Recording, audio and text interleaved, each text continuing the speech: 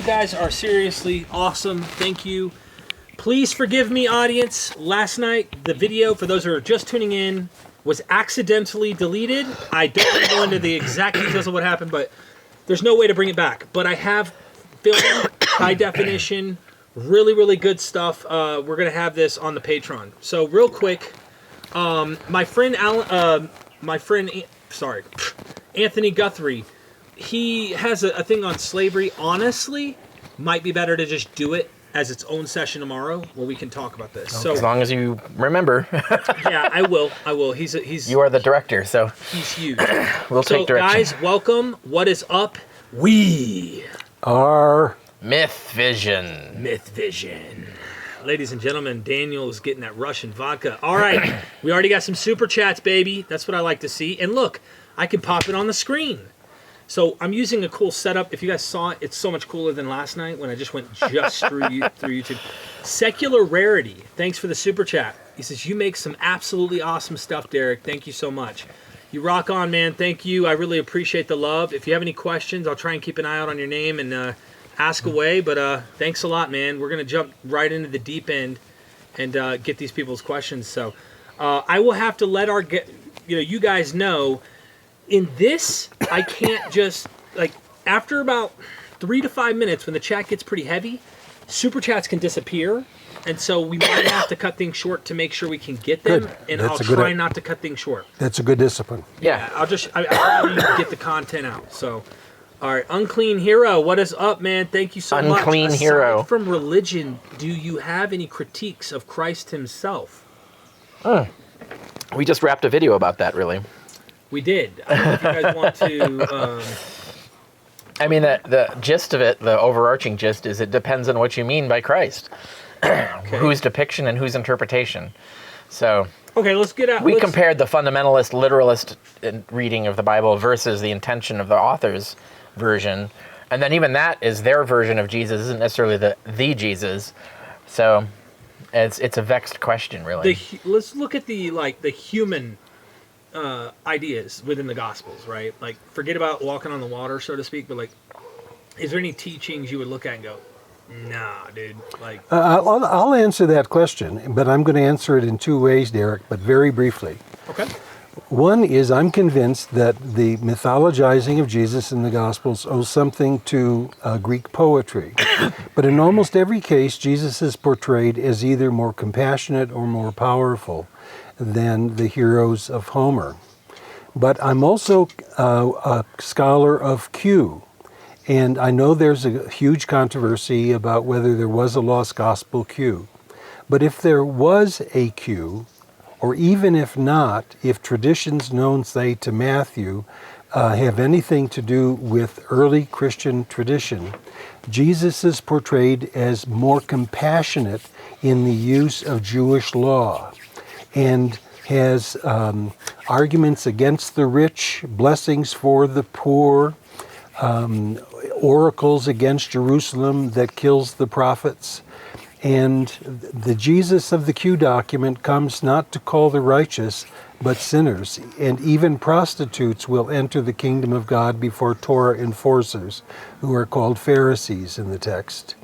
And this sits very well with what I understand the shortcomings of religion, that religion has made expectations of fidelity to, and actually fleeced the public in order to fund its organizations, and has not taken care of the poor and the needy, and has not been able to challenge the rich in an appropriate way. And I must say that I am a hopeless socialist, and that kind of rhetoric in trying to make religion more responsible for the less fortunate than I is very attractive to me. So, real quick, the super chat is Christ of the Gospel. Unclean Hero, thank you for the super chat. So he super chatted the super chat, right? And he's like, all right, look, the red letters. So do you find any problems with the red letters, if we can go with that? Could you, since you've already given your position here, can you give a... I mean, yeah, I'll just throw out some examples. I think the extreme hostility to human sexuality that you get from the Jesus of the red letter, I think is contrary to human welfare and contrary to humanist principles. And also his extreme pacifism, the total non-resistance. Like, don't even sue anyone. Don't even oppose a thief who steals your stuff. Do nothing to resist anyone who even enslaves you, actually. Now, in context, of course, that's written by people who think the world's going to end anytime soon, so that any resistance that you pose risks sinning and thus shutting you out of the kingdom. Whereas if you just, like, do nothing and let anybody enslave you, beat you, kill you, whatever, for 10 years, let's say, or even 20, but then you get eternal life for it, that's a pittance, right? That's easy. Suffer through it. Like, that's the attitude. So it's based on apocalypticism, which I think is... there's a lot of negative outcomes of apocalypticism, including failing to act like custodians of the earth, for example, failing to plan for the future, that kind of stuff, and then this sort of extreme morality that comes out of it. So I don't truck with the apocalypticism, and that's different from, again, the literal reading of Jesus is even worse than the intended reading of Jesus. But that's just two examples I'd throw out there. Thank you. Appreciate the super chat. Unclean Hero. Daniel. I don't want to butcher your Russian last name, bro. It's Kizilov. Kilosov? I don't know. I'd have to see Is that it. close, I'd bro? have to see it. Yeah. He says, keep up the good work, sexy boy. Love you, man. Thanks, dude. I appreciate you for real, man. Tell me if I got your name right, too. Is it No, I'd have to see it. Kizilov? I don't know if I'm saying that right, 'cause it Kazilov. probably has Kazilov. Yeah, it's probably Kazilov. That's what it sounds like you're trying to spell. I can't see the words, so I don't know. Yeah, I know. Well, I spelled it, but if you saw it, you're the kind of person who needs to identify. Yeah, if I see the letters, I know the etymology or the phonemes. But Interesting. All right, wait. Thanks for that super chat, bro. It also depends if it's, like, for example, Polish versus Russian. Pronunciation is different. I think that's a good question. I think it's Russian. I know he knows Russian, so thank you, man. Appreciate the love. Dudist priest is back. Back, Dudist. Dudist. So the story of the 4 kings that visited baby Jesus. You mean 3 kings? Some people say 3 kings, actually. It's not even, there's no number in the Gospels. Right. So Right. So we'll just go with his number. Who cares? Right. His number is not actually there. It says, the 4 kings that visited baby Jesus, one was turned away for bringing fruitcake. What was the religious meaning? Baby shower? no one likes fruitcake. It's really, you just gotta be literal with the text on that one. No, this is a good time I love how his It doesn't mean that there was actually a king and he actually brought fruitcake. It's just an allegory for the fact that no one wants fruitcake. So you're supposed to take away the lesson. As the moral of the story is, don't bring fruitcake when your friends are bringing frankincense and myrrh and gold. So to educate everyone, what is the purpose, the actual purpose? And when I say actual, I mean like the secrets. What's the allegory? What's really going on here? The teaching of this. And I know literally. Oh, the kings and the gifts. You mean. Yeah. Well, what's the point of that narrative? What do you think? Well, there's a wonderful study that has been done by one of my students on the similarities between Matthew's account of the infancy of Jesus and speculations about the birth of Alexander the Great. And it includes astrological signs, and it includes magi, of all things. And so there is in the air a fictional trope that includes a lot of these elements that you find in the Alexander myth. But we also know from rhetorical handbooks how one is supposed to greet to give an encomium or a panegyric to an emperor. And what you do is you talk about how magnificent and unexpected his birth was, and how he comes out of such a good genos, that a good family, and that in fact the gods shone on his birth with astrological phenomena, and that certain sages were able to see in the birth of the youngster a future dynast. And you actually have this also in the mythologies of the birth of Augustus. And you see this in Suetonius, and he's somewhat skeptical about them, but nonetheless, these tropes are there. The next thing is that he was wise, and there was an opposition to his birth, and he shown himself to be above his peers, and he grew up and became smarter than anybody except for Richard Carrier. And so, Can't be smarter than Richard, yeah. So, but we actually have rhetorical handbooks that talk about when you are praising an emperor, what tropes do you use? And one is the irony that the person comes out of a noble heritage but does not receive proper recognition by the authorities. And so ancient readers would see here the advent of a baby who's going to change the world, much like Augustus or much like Alexander the Great. And I can show you how these rhetors were taught how to tell an infancy story. That's awesome. Wow. Would you want to comment on that? No, that's spot on. Yeah. It just reminds me of something I can't even remember. We said something, either it was today or yesterday, but it's in the vein of everything we've done. I mean, I'm telling you, my mind is messed up. Like, it's cooked from the sun, too. Yeah, tangled in knots and cooked by the sun. Oh, my gosh. Big pasta brain right now. I'm sorry, I something relevant, but thanks, Dudas Priest, man. You rock. Thanks for coming back, man. Gnostic Informant, my good buddy. Everyone go subscribe to him. He interviewed me not too long ago. Oh, yeah. And he's a good friend of mine. Right. And he says, tell Dr. Carrier, I missed the email for the class, laugh out loud. Oh, well. Dummy. He says, can I jump in still or wait till next month? He can jump in, right? If he wants to, yeah, he can jump in. You could jump in, man.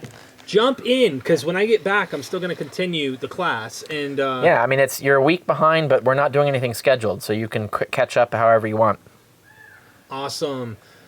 Thank you, man. I appreciate that, seriously. The only thing I would say is the email will have the link. Okay. If that link is expired, he should email me so that I know to send a new link for him. But email him again if you need to. If you need to. The link might still work. I don't know how Google decides when to expire these links, so Yeah. honestly, I'd prefer them not to at all. But Right? But if it has happened, then you'll have to get in touch with me. But otherwise, the link should still work in the email that you got, the invite from the Google groups. Thank you, brother. Appreciate it. All right, we got some Super Chats guys lined up here. So Hang on just a bit. I'll be right back. Okay.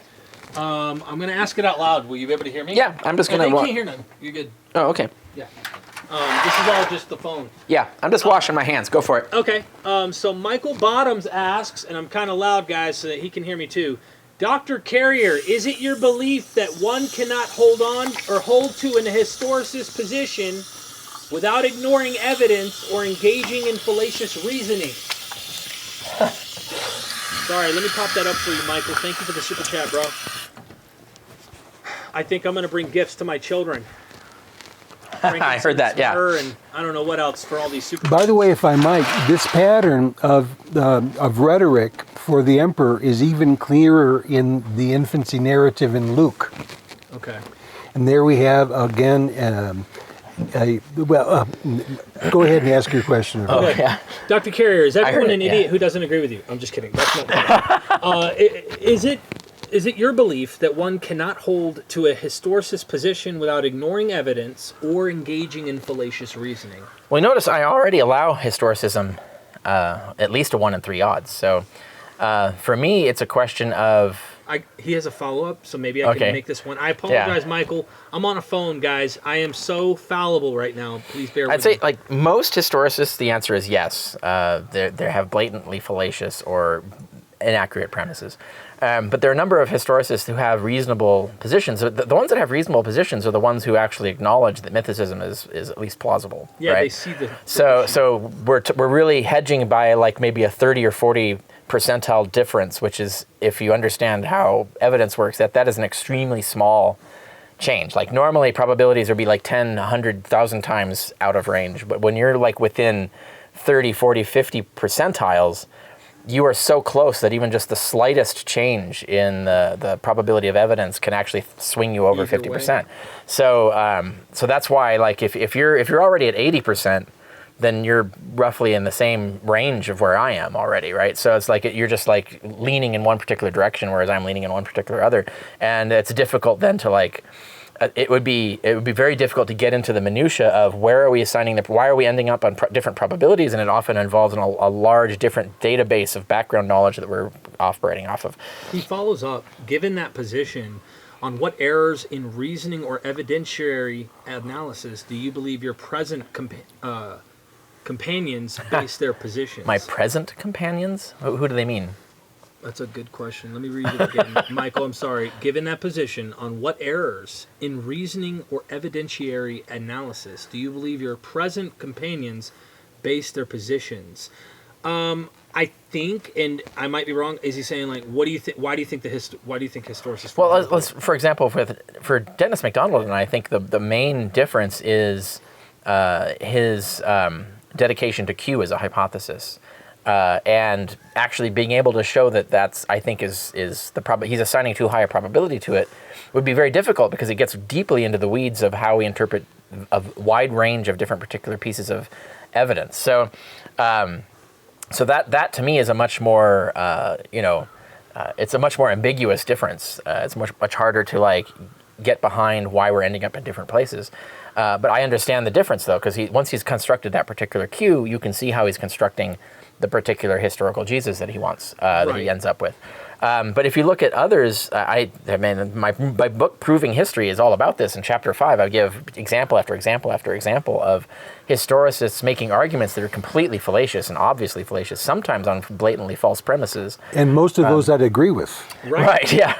So if you want to see like blatant examples, which it's one of those cases where if you were to get all these historians to suddenly stop, like if you could magically wave a wand and like get them, you suddenly they forget all false premises, they only have true premises, and they can't reason non-fallaciously, like somehow it's blocked. There would still be some historicists left because of the ambiguities in the evidence, because it's so ambiguous. The evidence is so difficult to like parse, but they would be closer together, right? All the mythicists and the historicists would only be like 50 percentiles apart, right? So, which is, if you think about it, like a single piece of evidence that is 5 times more likely on one theory than another is going to end up, if you're starting at 50-50, you're going to end up 5 times, and concluding probability, it's 5 times more. Not 50% more, right? Not 0.5 difference. We're talking 5 difference, not a 0.5. That's a huge difference. So that's how ambiguous and weak the evidence is for the historicity of Jesus, that you end up in this uncertain zone, right? It's the historicists who say it's 100 to 1 there's a Jesus, or there's 1,000 to 1 there's Jesus. Right. Those are the ones that are making fallacious arguments. Okay. But of course, that issue works in both directions. Mm-hmm. If there's new evidence that doesn't work as well for mythicists, correct, yeah. Then it moves in the other direction. By the way, that's why I want I want someone to produce a book defending historicity that's like and answers all of the objections and problems that I point out on the historicity of Jesus, so that we can have 2 books on a shelf. Here's the best case for historicity, here's the best case against, and then you can like compare them. Yeah, that's I want some scholar to do that. No one's done it yet. I do want everyone to know, I mean, I can't read your mind, but after knowing you and meeting you and talking for hours and hours and hours, I know that it wouldn't matter if there was a guy in your it's head. not right. That's the other thing is that's one of the common fallacious arguments is that I need Jesus to not exist. No. No, I went for years in grad school and through most of my life completely comfortable with the historical Jesus. In fact, I would love to be able to reconstruct a plausible historical Jesus like that. There's 100 different ones that are totally plausible and they don't vindicate Christianity, right? So it has nothing to do with Christianity. It's not an anti-Christian thing. So I have no problem with historical, and I find many historical Jesus theories to be entirely plausible. Right. That's why I end up with such a high odds on the margin.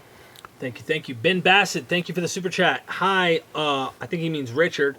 How should academic historians best counter popular writers like Tom Holland on topics like Christian influence on Western morals? And then, of course, if you'd like to comment. That's a good question, because I don't see enough pushback as there should be. There's most historians just ignore it. That's just pap, and then they don't write about it. They're not seeing themselves as a public intellectual who needs to push back for the public's benefit, right? So that the public isn't snowed by this kind of triumphalist narrative of Christianity, how it saved Western civilization, and if it wasn't for Christianity, we'd all be doomed. No, right? And also, I would think like ancient historians really should get in this fist fighting, right? Because they know all about philanthropy originating in ancient Greece, and they can talk about like the origin of charitable organizations, the origin of human rights, the idea of natural rights is like comes out of Stoic philosophy. They should, I mean, these historians love ancient culture. They should come up to their defense, basically. But no one wants to be perceived as the evil bad guy who's bashing Christianity, I think. But whereas I don't mind being seen that way because, that's what I do. Right. Let me get the next one. Yeah. Okay, Alan Bird, man, thank you so much once again for the super chat. Being a hopeless socialist like me, what does Dennis think of libertarian theology? With that in mind... Libertarian theology. Right. Okay. All right. Curious. With that in mind, what is his favorite text? Mine is the Magnificent. You mean the Magnificat? Yep, the Magnificat. There we Sorry, go. it's small letters on the... My apologies. The Magnificat appears only in the Gospel of Luke. And so it doesn't occur in the earliest strata of traditions about Jesus. In fact, it comes at the end of the Synoptic tradition. Yeah. But the Magnificat and the Benedictus both are amazing texts. And they set up Luke Acts as an epic of sorts. If you think of it, all epics need crises in order to sustain the narratives to the end. And epics are long, complex texts, and so is Luke Acts. So in the case of the Iliad, Troy can't be taken. They're in the 9th year of the war. And Apollo has punished the Achaean troops because of the arrogance of Agamemnon. And you have to have then some kind of intervention. The intervention includes a guy named Calchas, who tells the Achaeans that they have to give, Agamemnon has to give up the daughter of, I don't want to get too deep in the woods. In the Odyssey, the problem is Odysseus is trapped at Circe, at Calypso's island. Suitors are at the home of Odysseus. Telemachus has come of age, but he's not strong enough to get rid of things, and you need divine intervention. So Athena goes and talks to her father Zeus and decides she's going to go and give courage to Telemachus, which is very similar to the Holy Spirit coming to Jesus, telling him he's God's son and empowering to claim his kingdom. The Aeneid starts out with the problem that Troy is destroyed, and Aeneas and his people need to find a kingdom. And in order to do that, they need the help of the deities. Luke Acts begins with the oppression of Greeks, then Romans, over the Jewish people, and the longing of Jewish people to have a redeemer, a savior, who can come to their rescue. And so the Magnificat is a political document.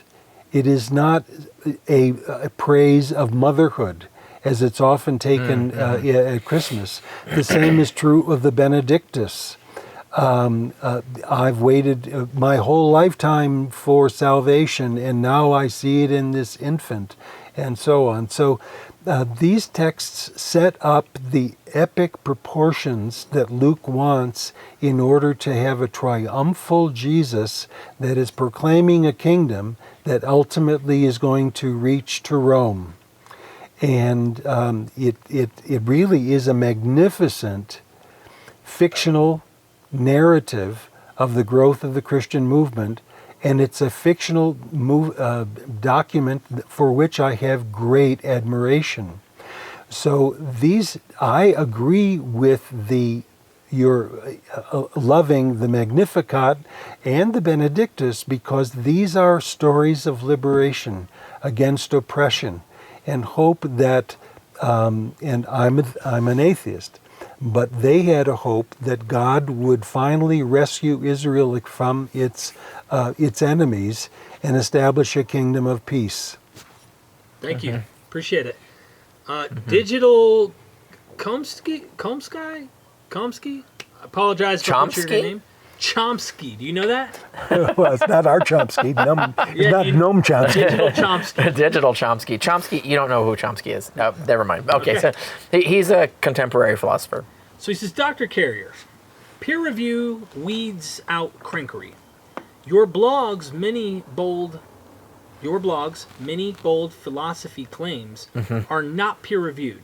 So how do I know it's not crankery?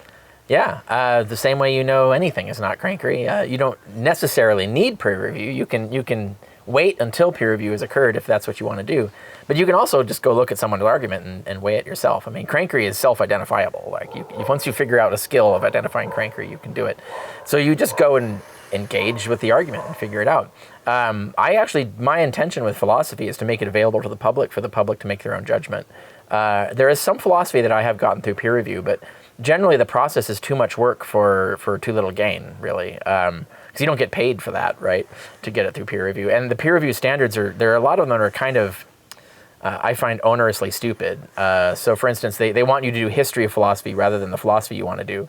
So they want like tons of citation of every other philosopher who's spoken about the subject and the huge apparatus and stuff. And I was like, I don't need to do that to make my argument. What I do is as a public philosopher, I just do philosophy, and then people who want to do philosophy can interact with my arguments as they are and then evaluate them on their own. So philosophy for me is a public enterprise. It isn't necessarily an academic enterprise. But I do also do academic philosophy. I'll do some published stuff, and I have things that I want. I have a list of things that are half-finished papers that I want to get through peer review. I just don't have the time to do it because it's I got to make money, got to make a living. I hope that answers your question. I appreciate that. Thank you for the answer. Thanks for the super chat, Digital Chomsky. Cade Welly, I am not shy to ask this question. I hope they're not shy to answer it. And thank you for the super chat. If this is too vulgar, then feel free to ignore it. But is there any truth that the Bible says anal sex isn't real sex and anal is fine to do before marriage? I knew this Catholic girl who was wild. No, there's nothing in the Bible about that. Nothing at all, anywhere. No. Paul has a criticism of unnatural sex in which he's very clearly categorizes it as wrong. So, but he's talking about same gender, I think, is what he's trying to say. Well, he's actually brought about it. It's unnatural sex, and he actually mentions women in the context. So it is possible that he's referring to anal sex, but I think he's referring to all unnatural sex of any kind. Anal would be included, oral as well, right? So any sex that is used for an unnatural purpose. I mean, he's definitely a sexist for procreation guy. He's not a sexist for pleasure guy. That's right.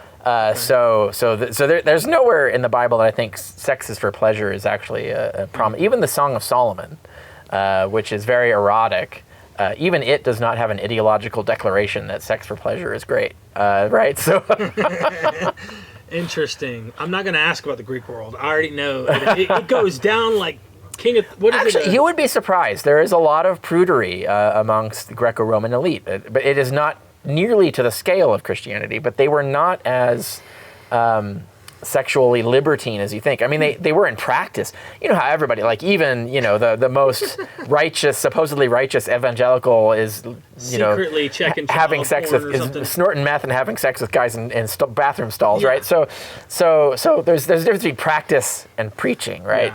Yeah. So the actual preaching of even pagan philosophers is very restrictive, but not restrictive, but very.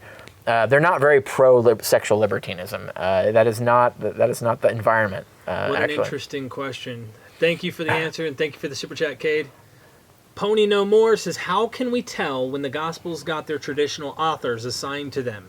Thank you for the super chat. Oh, that is a wonderful question, and I'd like to address it. Awesome. Nice. I think some of the Gospels at a relatively early time did have attestations or attributions to Jesus' followers. And I would say that Luke was somehow in the title, but it's a late synoptic gospel. And certainly the Gospel of John was identified with the beloved disciple at some point. I don't think it was in the earliest version, but I think it might have been in the second version. think it might have been in the second version. But Mark and Matthew are a different story. And our earliest witness to this is Papias, who's writing around the year 110. And he already knows that there's a gospel that's attributed to Mark, but an alleged eyewitness testimony from Peter. Peter preached in Aramaic, Mark translated into Greek, and but Peter preached in random order, and that's why Mark has a different sequence. That's what Papias says. Right? Papias says. But Papias also knows of two Gospels of Matthew, potentially more than that. Only one Gospel of Matthew survives. Because those two Gospels of Matthew disagreed in sequence and were apparently longer than Mark, Papias and his informant, apparently, John the Elder, attributed both of them to viewed them as flawed Greek translations of Matthew's Aramaic original. Now, if we look at the Gospels, they do not carry originally the names of those apostles. Right. So why is it that we have those names attached to them? I think Mark, by the way, is a Latin name. It's not even a Greek name. And It is a very common standard Roman first name, Marcus. And it is secondary because it is simply transcribing the preaching of Peter. Matthew, on the other hand, was one of the 12, already in Matthew and Mark, in the Matthews we have. And so he's an authentic eyewitness, and then you have these two translators, both of whom botched it up, and Papias says he's going to want to put it correctly. So Matthew's name gets added to these Gospels because he's one of the 12, and so his witness is more direct than it is in Mark, who's simply recording tradition, and he's doing the best he could. Papias says he did a damn fine job, but it's not as good as what would have been in the original Matthew. Like, while you're saying this, there's so many like funny things in my head about how this literature was written. Fine, like he's keeping the tradition. Yeah. What do you mean? He's writing a literary fiction here, but I love how they paint it though. And Well, so the Matthew becomes more important than Mark because he's one of the 12. right, And so then you have this attributed to them. Now, the Q document probably, in my view, is the other Matthew, and it may have been attributed to Matthew as well. At least Papias thought that they were coming from the same transition tradition. But I want to go quickly to the beginning of Luke. Luke ignores, he knows Matthew, but the name Matthew only appears in lists of disciples. He is not a bearer of tradition. There's no recognition of use of Matthew. Matthew has very little influence on the Acts of the Apostles, for example. He's really vanished. There is a John Mark who's an informant not only to the Jerusalem church but also to Paul. So he's a more authentic bearer of tradition, and he's called a huperetes, that is an assistant. At the beginning of the gospel, Luke says he knows lots of people have created diegesis, that is expositions of the things that have happened, and he's consulted them all, and they involve eyewitness testimony, think Matthew and Peter, but also huperetai, those who are assistants of the Logos, so of you're the saying Word. Luke knows Papias' traditional idea. Correct. Mark Yeah, that's his and- position. Yes. That's very interesting. And that Mark is a huperetes, that is, he's a transmitter of the Petrine tradition. And Peter goes to John Mark's house in the Acts of the Right, Apostles, and then becomes a huperetes also to Paul. He's the more authentic transmitter of tradition, and what do we find in the Synoptics? Luke is much more dependent on Mark than he is on Matthew. Yeah, right. So there is this really clever use of names. Now, by the time Luke writes, he knows that Gospels have been attributed to people in the Jesus circle. Luke also, by the way, is a Latin name, Lucas. And what was I going to say? And he's a part of the Pauline tradition. So now you have a Pauline gospel, but he's done his research with earlier books, and he has John Mark as an informant, as a huperite of the word. It's really quite clever. Wow, thank you so much. Nowhere Man, what's up? Thanks for the super chat. He says, I'm back with another dumb question. What is the mimesis origin of Jesus bringing Lazarus back to life in John 11? Oh, in John. Okay. You want to start us out? I have a section on that on the historicity of Jesus, and I had come to a realization about it on my own, and then found a few other scholars had actually come to it. Actually, several have. When I did my research for it, I discovered others had figured it out too. I think, what's going on there, I think, is John is reifying the parable in Luke. And he's doing it to criticize Luke. So Luke is, of course, that's the first time we ever hear of a Lazarus, which is interesting because Lazarus, Eliezer, is actually a really common Jewish name, and we have no examples of it appearing anywhere in the Gospels or Acts except for this one particular instance where we have the parable in Luke, and then we have suddenly it becomes history in John. In Luke, of course, he says, Lazarus is the beggar who's it's a parable. It's not even true, right? So this is not even a historical fact. Jesus is telling this as a tale to illustrate the gospel. And he says, there was this Lazarus who's this beggar. And this rich guy kept ignoring him and didn't help him, didn't do anything for him. And then the rich guy dies, of course. And then the first Lazarus dies, and then the rich guy dies. And then the rich guy's down in hell, burning horribly, and he's desperate for even a drop of water. And he sees Lazarus up in heaven. This is very convenient for a story that you can do this. So he sees Lazarus up in heaven in the bosom of Abraham, resting in the bosom of Abraham in paradise. And so he reaches out to Lazarus and he says, please, put in a good word for me, give me just a drop of water. And the response is like, he also says that, but he also says, when he's rejected, he says, okay, well, in that case, would you send Lazarus back to go tell my brothers that what's really going to happen, so that they know and that they don't end up where I am. Yeah. And the response is like, they have the prophets, they have the scriptures, they should know, and if they don't know, too bad. John did not like that. Right, yeah. So, yeah, John doesn't like this. And John, if you read throughout John, or at least the final redaction of John, so there's many recensions of John, and it's been edited over time.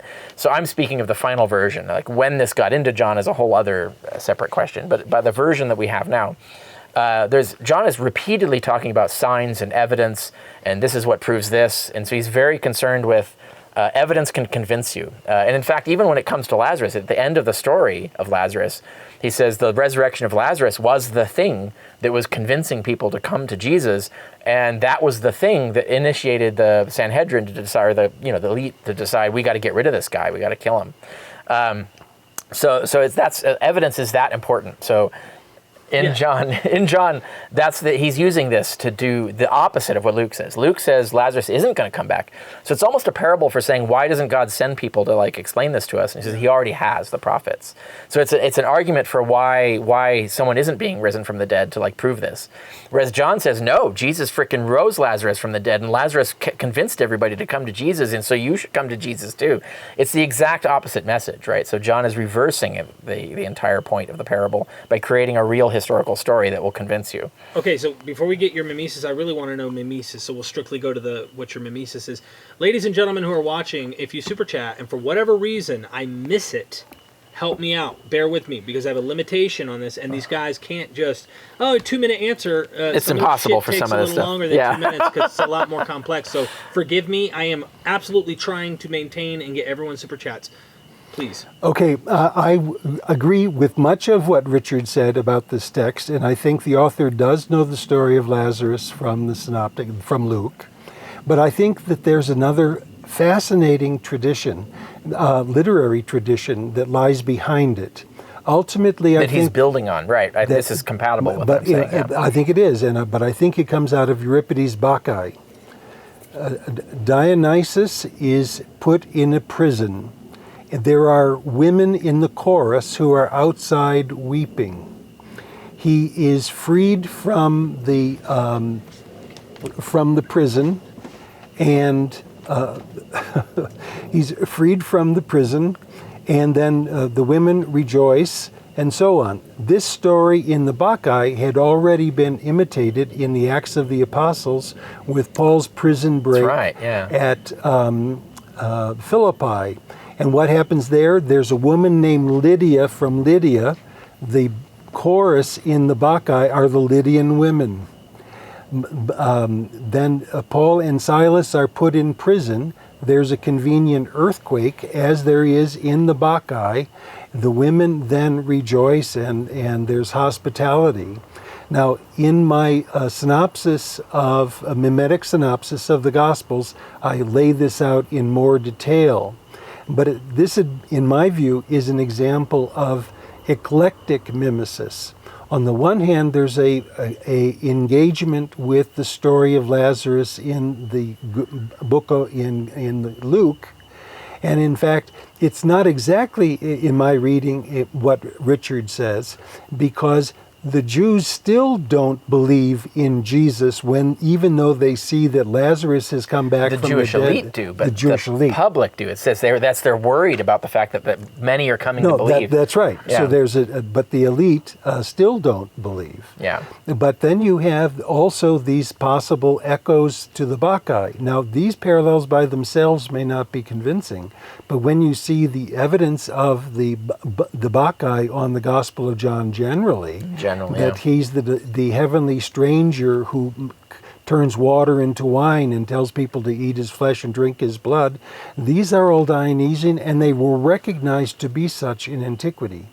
In that case, this story appears in the earliest stratum of the Gospel of John, apparently, and isn't a later insertion. So maybe that's 2 minutes. No, that's more than 2 minutes, but wonderful. Thank you. Antithetical Rants, thank you for the super chat. What do you make of the research by Brian? It's actually Brian C. Marescu, and the spiked wine with psychedelics of the Eleusinian cult and early church. So he wrote a book. It's really an interesting Immortality book. Key, is that what we're talking about? You've heard of it?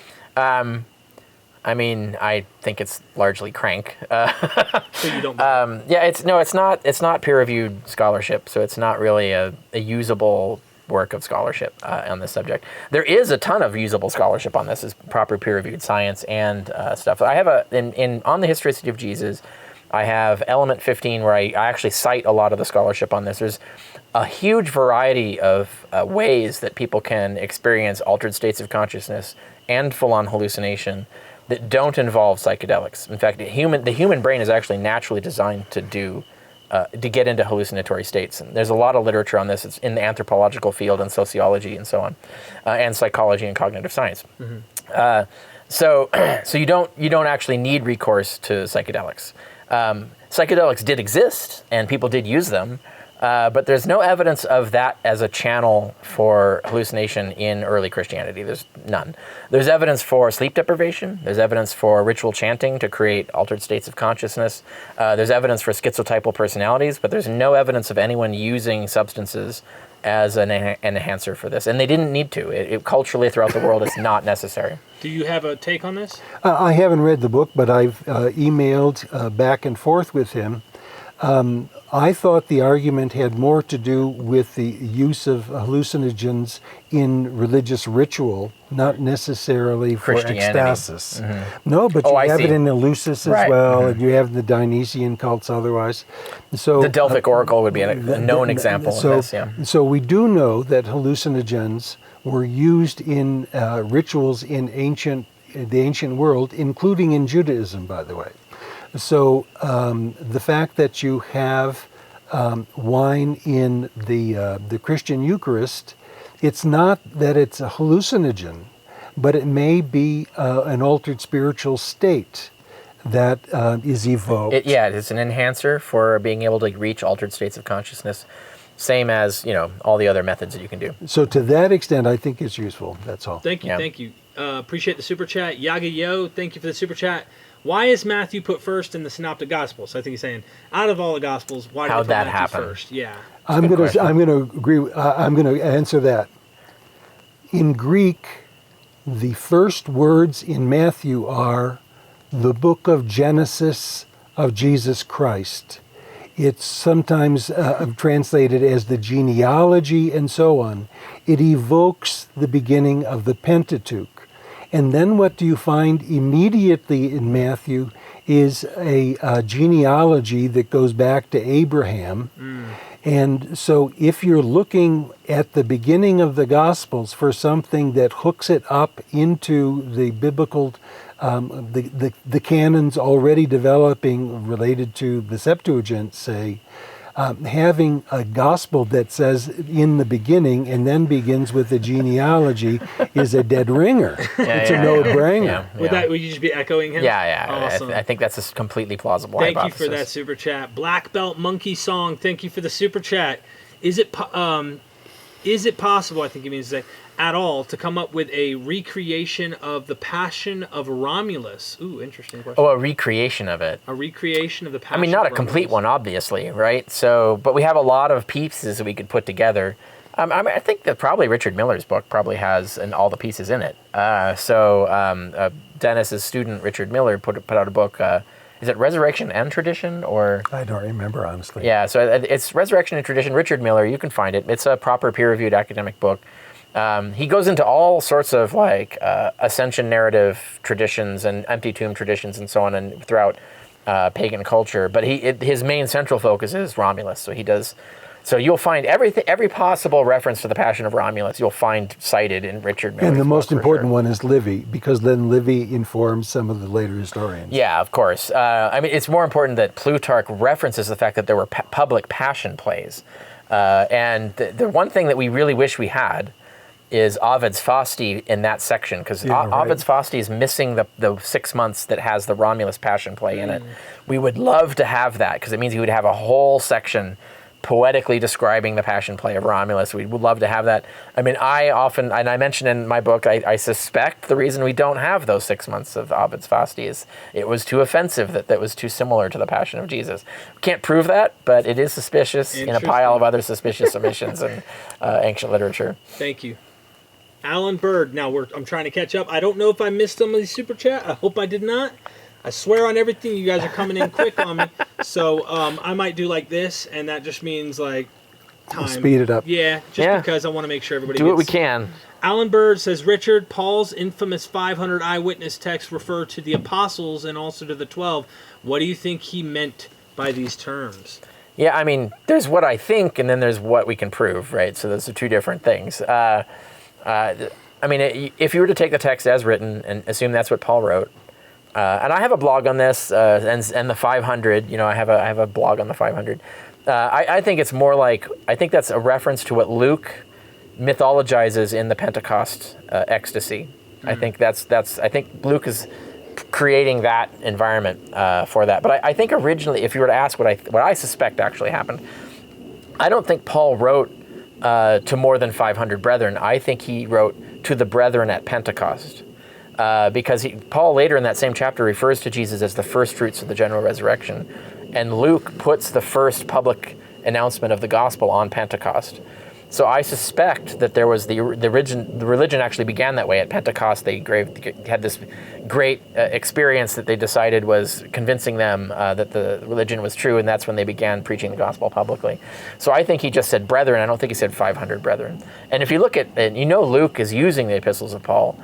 If Paul had said at the time that Luke was reading it, 500 brethren, Luke would have put that in there. Mm-hmm. Instead, he says 120, which is a symbolic number. It's just 10 times the 12 tribes, right? So Luke just puts 120, sort of an arbitrary number that he just comes up with. So I suspect that it originally said, and by the way, 500 and Pentecost in Greek look very similar. Right. So it's an easy scribal mistake to screw one up to the other. So I suspect that's what happened, and that would tie into Paul's later reference to the resurrection as the first fruits. But I can't prove that, right? It's just it's one of those things that, boy, it looks suspicious. But either way, it was some sort of mass ecstasy. It wasn't Jesus showing up and having dinner with them. It was some sort of magnificent experience, like feeling Christ inside you, or seeing a light in the sky, or something ambiguous that they interpreted as a confirmation that this is Jesus appearing to us, verifying the gospel. I think it was a more generic experience that they took as very meaningful and not what the gospels portray. Thank you. Skip Bosco says, if contemporaneous evidence for the existence of Jesus was discovered, in what form or forms would it likely appear? And thank you for the super chat, Skip. I have a good answer there. What do you have? Go ahead. All right, I've mentioned this many times. The Library of Herculaneum is still there. It's sitting. All the scrolls are charred. They're sitting under 500 feet of ash. We started excavating it in the late 19th century and gave up because we didn't have the technology to recover the scrolls from that state. We now have that technology, and there are people talking about it. We could go back in and recover it, and they reburied it, by the way. So the library is still there. We know the owners got away with some of the scrolls because when the ashfall was coming down on Herculaneum, they started evacuating the library. And this is a private rich man's library. And they started evacuating it, and there was a staging area in the courtyard. And so the library is deeper in. So they had a staging area and probably got away in the wagon with some scrolls. We don't know. But the staging area, they gave up and just skedaddled. And we've excavated to the staging area where they were starting to pile scrolls in the middle of the courtyard. So there's not only are those scrolls still there, but there's a whole library inside there somewhere. And this is 79 AD, Herculaneum. It's across the bay from where Pliny the Elder commanded the naval fleet. And he died actually trying to rescue people from Vesuvius during this event, famously. And Pliny the Elder is also famous for writing histories. And Tacitus, for example, relied on the history of Pliny the Elder. And Pliny the Elder wrote a history as an eyewitness of several imperial dynasties, imperial reigns, including Nero. Pliny was there during the 64 fire and burning of Rome. So there would be a detailed eyewitness account of what happened after the fire of Rome. So there's two possibilities. Now, I've argued that I think some certain other sect of Messianic Jews were punished for the fire, and I think the line about Tiberius and stuff is an interpolation in Tacitus. But I could be wrong about that. And if I'm wrong about that, that would suggest the most likely source that Tacitus is using for Jesus is Pliny the Elder's history. And this would be someone in 64 detailing who these Christians were, and therefore he would have access to eyewitnesses and to more. This would be one of the most reliable testimonies we would have from a third party, outside to the origins of Christianity. So you could have Pliny the Elder giving you much more verifying evidence that, oh yeah, there was this Jesus guy and he was a big problem. We hated this guy, and then Pilate got rid of him. So you could theoretically have a solid confirmation of the historicity of Jesus. And theoretically, I suspect that's not what you're going to find in the book. But the book very likely is there because this is Herculaneum, a rich guy. Pliny the Elder is famous. He's right across the bay. The odds that this is in there are high. So, Dennis, I want you to answer, but also we're getting a lot of people saying that your volume is low, and it's not your volume. You're super soft-spoken. They don't. No. They can't hear through that. No. That's not it. I'm recording. So, ladies and gentlemen, they have clip-on mics, but let me show everybody real quick. What's going on here? So, all right, you guys, this is what I'm doing. Oh, our audio is off of the... I am recording high definition. You're only getting 720 pixels through the internet. So everything you see here will come up on my Patreon later in super high quality. Including the audio that we're recording. Including the audio, but here's the thing. I do want to try and get closer because I don't expect you to yell. You're soft-spoken, period. And so I don't Plus, we've been talking for days and days. Yeah. So let me do this, turn this, try to get closer. Barely getting you both squeezed in the screen. And you don't have gain control on that audio. No, this is purely through the internet. And fingers crossed this works. So please forgive me. Oh, no, that's it. All right. So okay, I'll try to talk louder. Why are you yelling? No. My answer is entirely different. I don't think we have to wait to find the recipe of the magic sauce so we can imitate Berger's treatment. I think we have all the evidence we need. The problem is that we don't have sufficient methodologies that are fine-tuned and disciplined in order to mine the Gospels for the materials we already have. And my work for the last 10 years has been, in large measure, to refine that methodology so that we can excavate the Gospels behind the mythological levels, which certainly are there, and find not what I would call bedrock, but we can find earlier constructions of the tell or of the site because we have better excavation tools. And this is not the place to talk about the esoteric tools, historical tools that are necessary. I think we have all the materials we need, but I don't think we have all the methodologies we need for proper excavation. So that would be if pressed, I could tell you what I think some of those criteria are, and they are not the ones that Richard Currier has criticized in the past, which have flaws, with which I would agree. Your methods, I actually have a section in Proving History where I actually validate the methodology. I'm not as confident that the methodology will get us the information that we want. So that's where I am on that. Yeah. All right, so we adjusted the audio. Your long lost pal, thanks for the super chat, just to get my attention, literally to let me know the audio was low. All right, Indo, my friend says, is it true that the Bible has been preserved so well, only 1% of the original verses we were talking about that earlier, with no theological changes at all? Love you, bro, or love you both. Yeah, already 1% is still a really shitty signal, by the way. So if you have, we were talking about 80 to 100 verses. Let me restart this real quick here, so I can actually get this on video, right? I'm restarting it because you guys on the Patreon, right? I'm restarting it because you guys on the Patreon are going to see this later, and you're going to go, thank you, Derek, for the high quality. This continues the same file? Is that what's going on? All right. That's it. So the question is it true that only 1%, there's only 1% error in the transmission of the New Testament? The 1% is kind of speciously derived because there's 1% of what? Verses, books, words, letters. So what your metric is going to change that percentage. And also what you count as an error is going to change that. So there's some books on this. Like Hermann did a debate on this that was actually pretty good. That he actually represented the statistics pretty well in it. That correct that. I mean, it's a questionable statistic. But let's assume that it's true.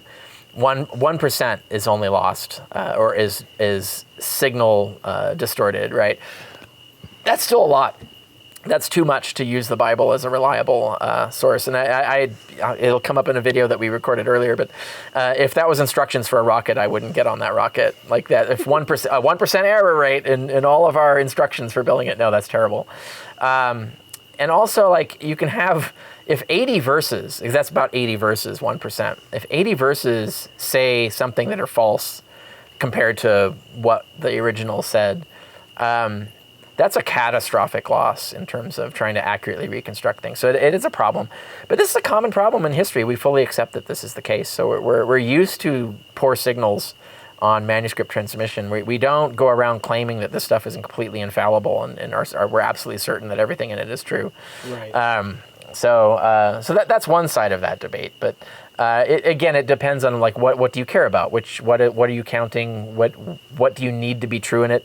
And even then, that 1% figure, even as far as you can calculate it, only gets us back to the 2nd century edition. That's exactly right. That's the most important point. That's really the most important thing, is that David Trobisch shows us this in the first edition of the New Testament, that all the manuscripts we have come from this one common edition that was edited together and published together as a sort of anti-Marcionite response.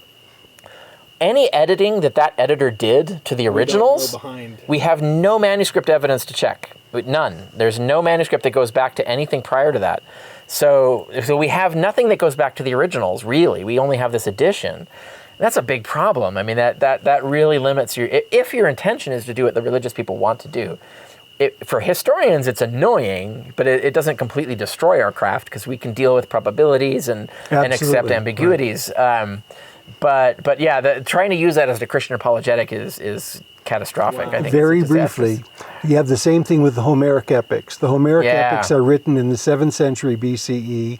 They become standardized in the 3rd century BCE, and we know that those philologians had multiple copies that differed from each other that have not endured. Yeah. So then you have what's a kind of Vulgate of the Homeric epics, after which time the text becomes incredibly stable. So the same thing likely happened with the New Testament, that you had variants that no longer are able to be identified because you had a kind of a Greek Vulgate, that I know that sounds crazy, of, say, the Pauline letters in a four-gospel collection. And after that time where you had that philological precision in putting these things together and making them authoritative, then the tradition becomes somewhat more stable. We have some survivals of readings from an earlier time, but they really are relatively modest, so that the stability of the text is really a second century phenomenon and not probably a first century phenomenon. Thank you. Mm-hmm. Wow. There's a lot more one can go on and off on that, but yeah, that's spot on. But yeah, it gets worse and worse than that. But yeah. Jay Crone says, "What's your take on Paul? Was he real? If so, what was his goal?" Wow, that's a broad question. I know people ask this of me a lot because I know there are some mythicists who try to deny the historicity of Paul.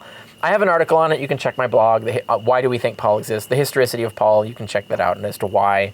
I think it's an improbable. It's not an impossible hypothesis. It's just a very improbable hypothesis that Paul didn't exist. And his goal was, as he states, he wants to spread the gospel. I think he agrees with the moral social message of Christianity, or he came to agree with the moral social message of Christianity, and realized to sell it, he has to sell the gospel. Right. Mm-hmm. Well, if somebody wanted to create a Paul, they did a pretty bad job. This is actually, that's a summary of some arguments I make. Yeah, exactly. Yeah. Like a real inventor of Paul would have done different things, is to put it in a more charitable way. Yeah. They would have different things than has been done. So thank you so much for the answer. Thanks, Jay, for the super chat. I appreciate you, bro. Digital Chomsky is back, and he says, "I have no idea if pH is crank."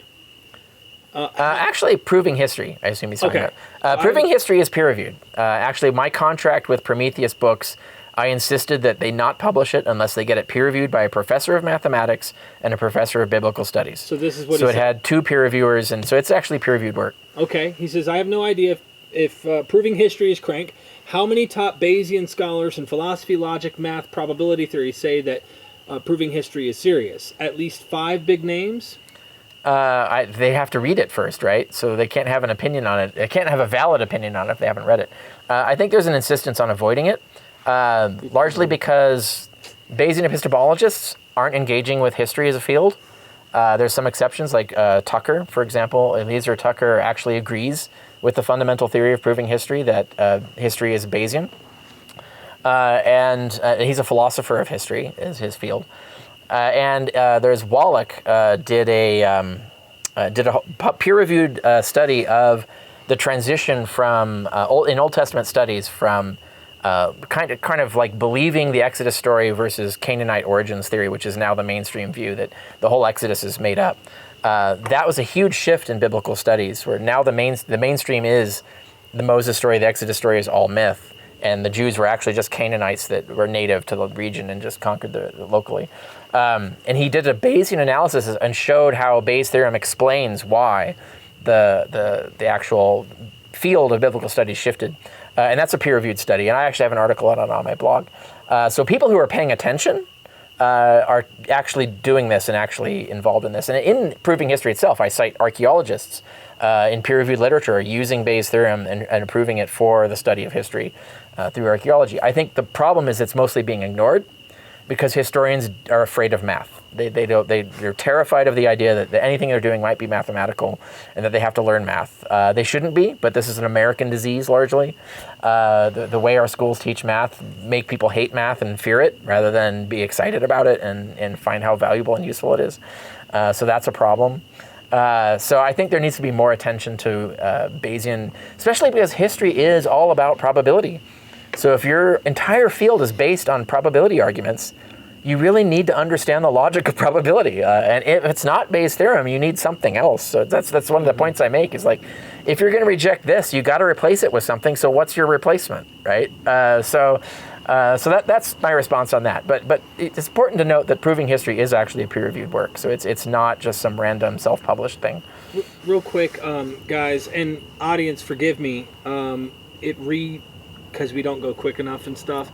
I get it. I lost, I think, 3, maybe 4 of your guys' super chats. It's So if they throw the question back in, not super chatted, they can at me at MythVision. I'll keep an eye out on. There you go. One, at him. Someone needs Do to that. let me know that these are actual super chats, because if not, if you super chatted a question and it hasn't been answered yet, do it at Derek. I don't know what this is the next one I see, right? So if your super chat was before your long lost pal here on the super chat, try to get it to me, and I'll keep going down hitting the super chats, because it updates on. Those actually show to anyone, right? Everybody sees their super chats, right? Huh? I should just go in there and See if it pops up, and we'll look before your long lost pal, and go on YouTube. But while you do that, I'm going to ask some questions. What do you make of the apologetic against adoption of pagan motifs like dying and rising gods? We did a video on this, by the way. For example, Jews didn't adopt pagan traditions, is what they'll say. So I'd love to have you start with this dying and rising god, and like the Jews wouldn't use pagan tradition. That is really, unfortunately, an ignorant question, and I don't want to insult the viewer, because I'm so grateful. He's actually, or she's asking because some other Christians are saying that, I suspect, is what they we have so much evidence of cultural assimilation of Jews into the Greco-Roman world that, in fact, almost all forms of Judaism have some form of Hellenism in the first century. And I can give examples. In 3rd Maccabees, you have imitations of the Bacchae. In 4th Maccabees, you have imitations of Greek poetry. In Tobit, you have imitations of the Odyssey. You have it also in the Testament of Abraham. Philo cites Plato over and over again for insights into his exegesis of the Bible. Josephus interrupts his narrative of the Jewish tradition in the Antiquities and embellishes it with imitations of the Iliad and the Odyssey.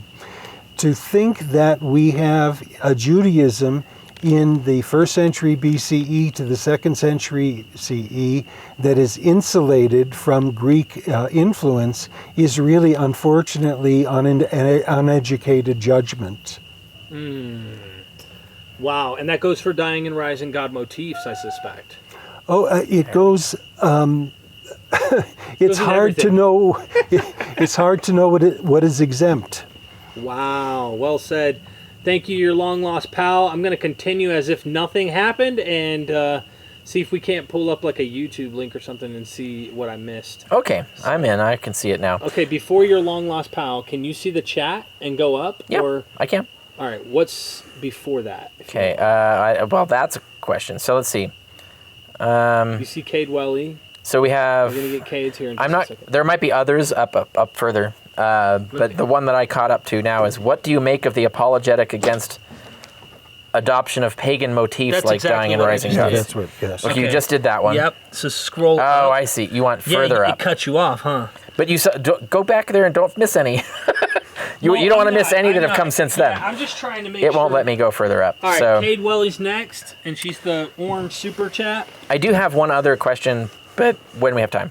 Okay, so Cade, thank you so much. I love asking this question to experts, so let me ask. Are there any literal jokes in the Bible? Or is there anything that looks like it could have been a joke, but the nuance has been lost in translation or lost due to time?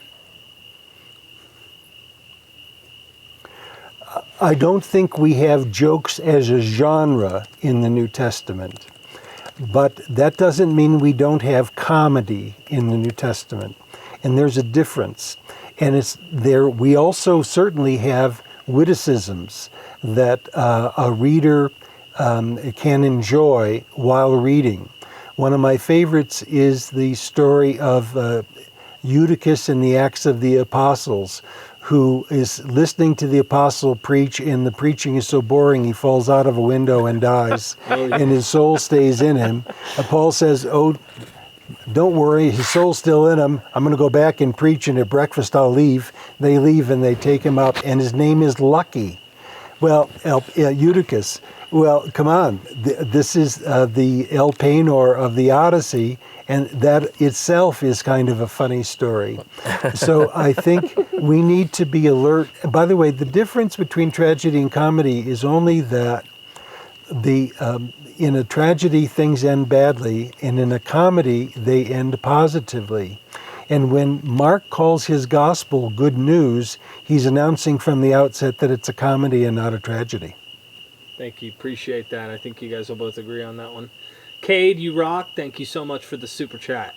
Antonia Miranda, thank you for the super chat, says, could Christianity have been manufactured in the 2nd century since all texts come from Egypt? Is there an attestation of Jesus in the 1st century? Well, we don't know all texts come from Egypt. There's not any evidence of that particularly. Right. And the could have is a possibility question. So anything's possible. It's not probable. The evidence seems pretty strong that many of these texts originate in the 1st century. Awesome. All right. Thank you, Antonia. I hope that answered your question there. I'm not sure if it satisfied your well, thing about we could do a catalog of probable texts that attest to a Christian movement in that earlier period, and I would include the Johannine epistles and Papias, which is an extra biblical text, and the social identification of things, of a movement that comes right after the Jewish War. So I think one could make a catalog of evidence that really is quite long and indisputable. Dudas Priest, I'm noticing I missed yours. He says, so why did Luke miss the boat on the story of Jesus walking on water? Because it's so outrageous. And it's so obviously dependent on epic. He already has Jesus calming the storm in the earlier period, and this happens in what's called the larger omission in Luke, where there's a large section of Mark that is missing in Luke because he wants to avoid duplication. This story is largely a duplication of the stilling of the storm. The feeding of the 4,000 also is missing in Luke, and it's largely a duplication of the feeding of the 5,000. We have other examples of duplications. So Luke has a big project. He's got the Acts of the Apostles to go for. And by the way, the limitations on how big a papyrus can be for consumption in antiquity is a kind of a physical limitation on how long some texts can be. Now, people can put together other choirs in a codex, or they can add papyri to a scroll. But even so, there are some physical limitations.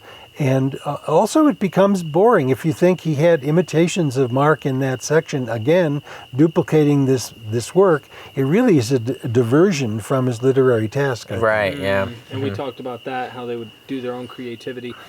Thanks for that super chat. Indo, I missed yours as well. So I'm catching up, and I'm going to get to the current ones. Question was, why don't other Jesus texts, like Gnostic texts, like the Gospel of Judas, taken seriously historically? Judas was written only 40 to 50 years after John was written.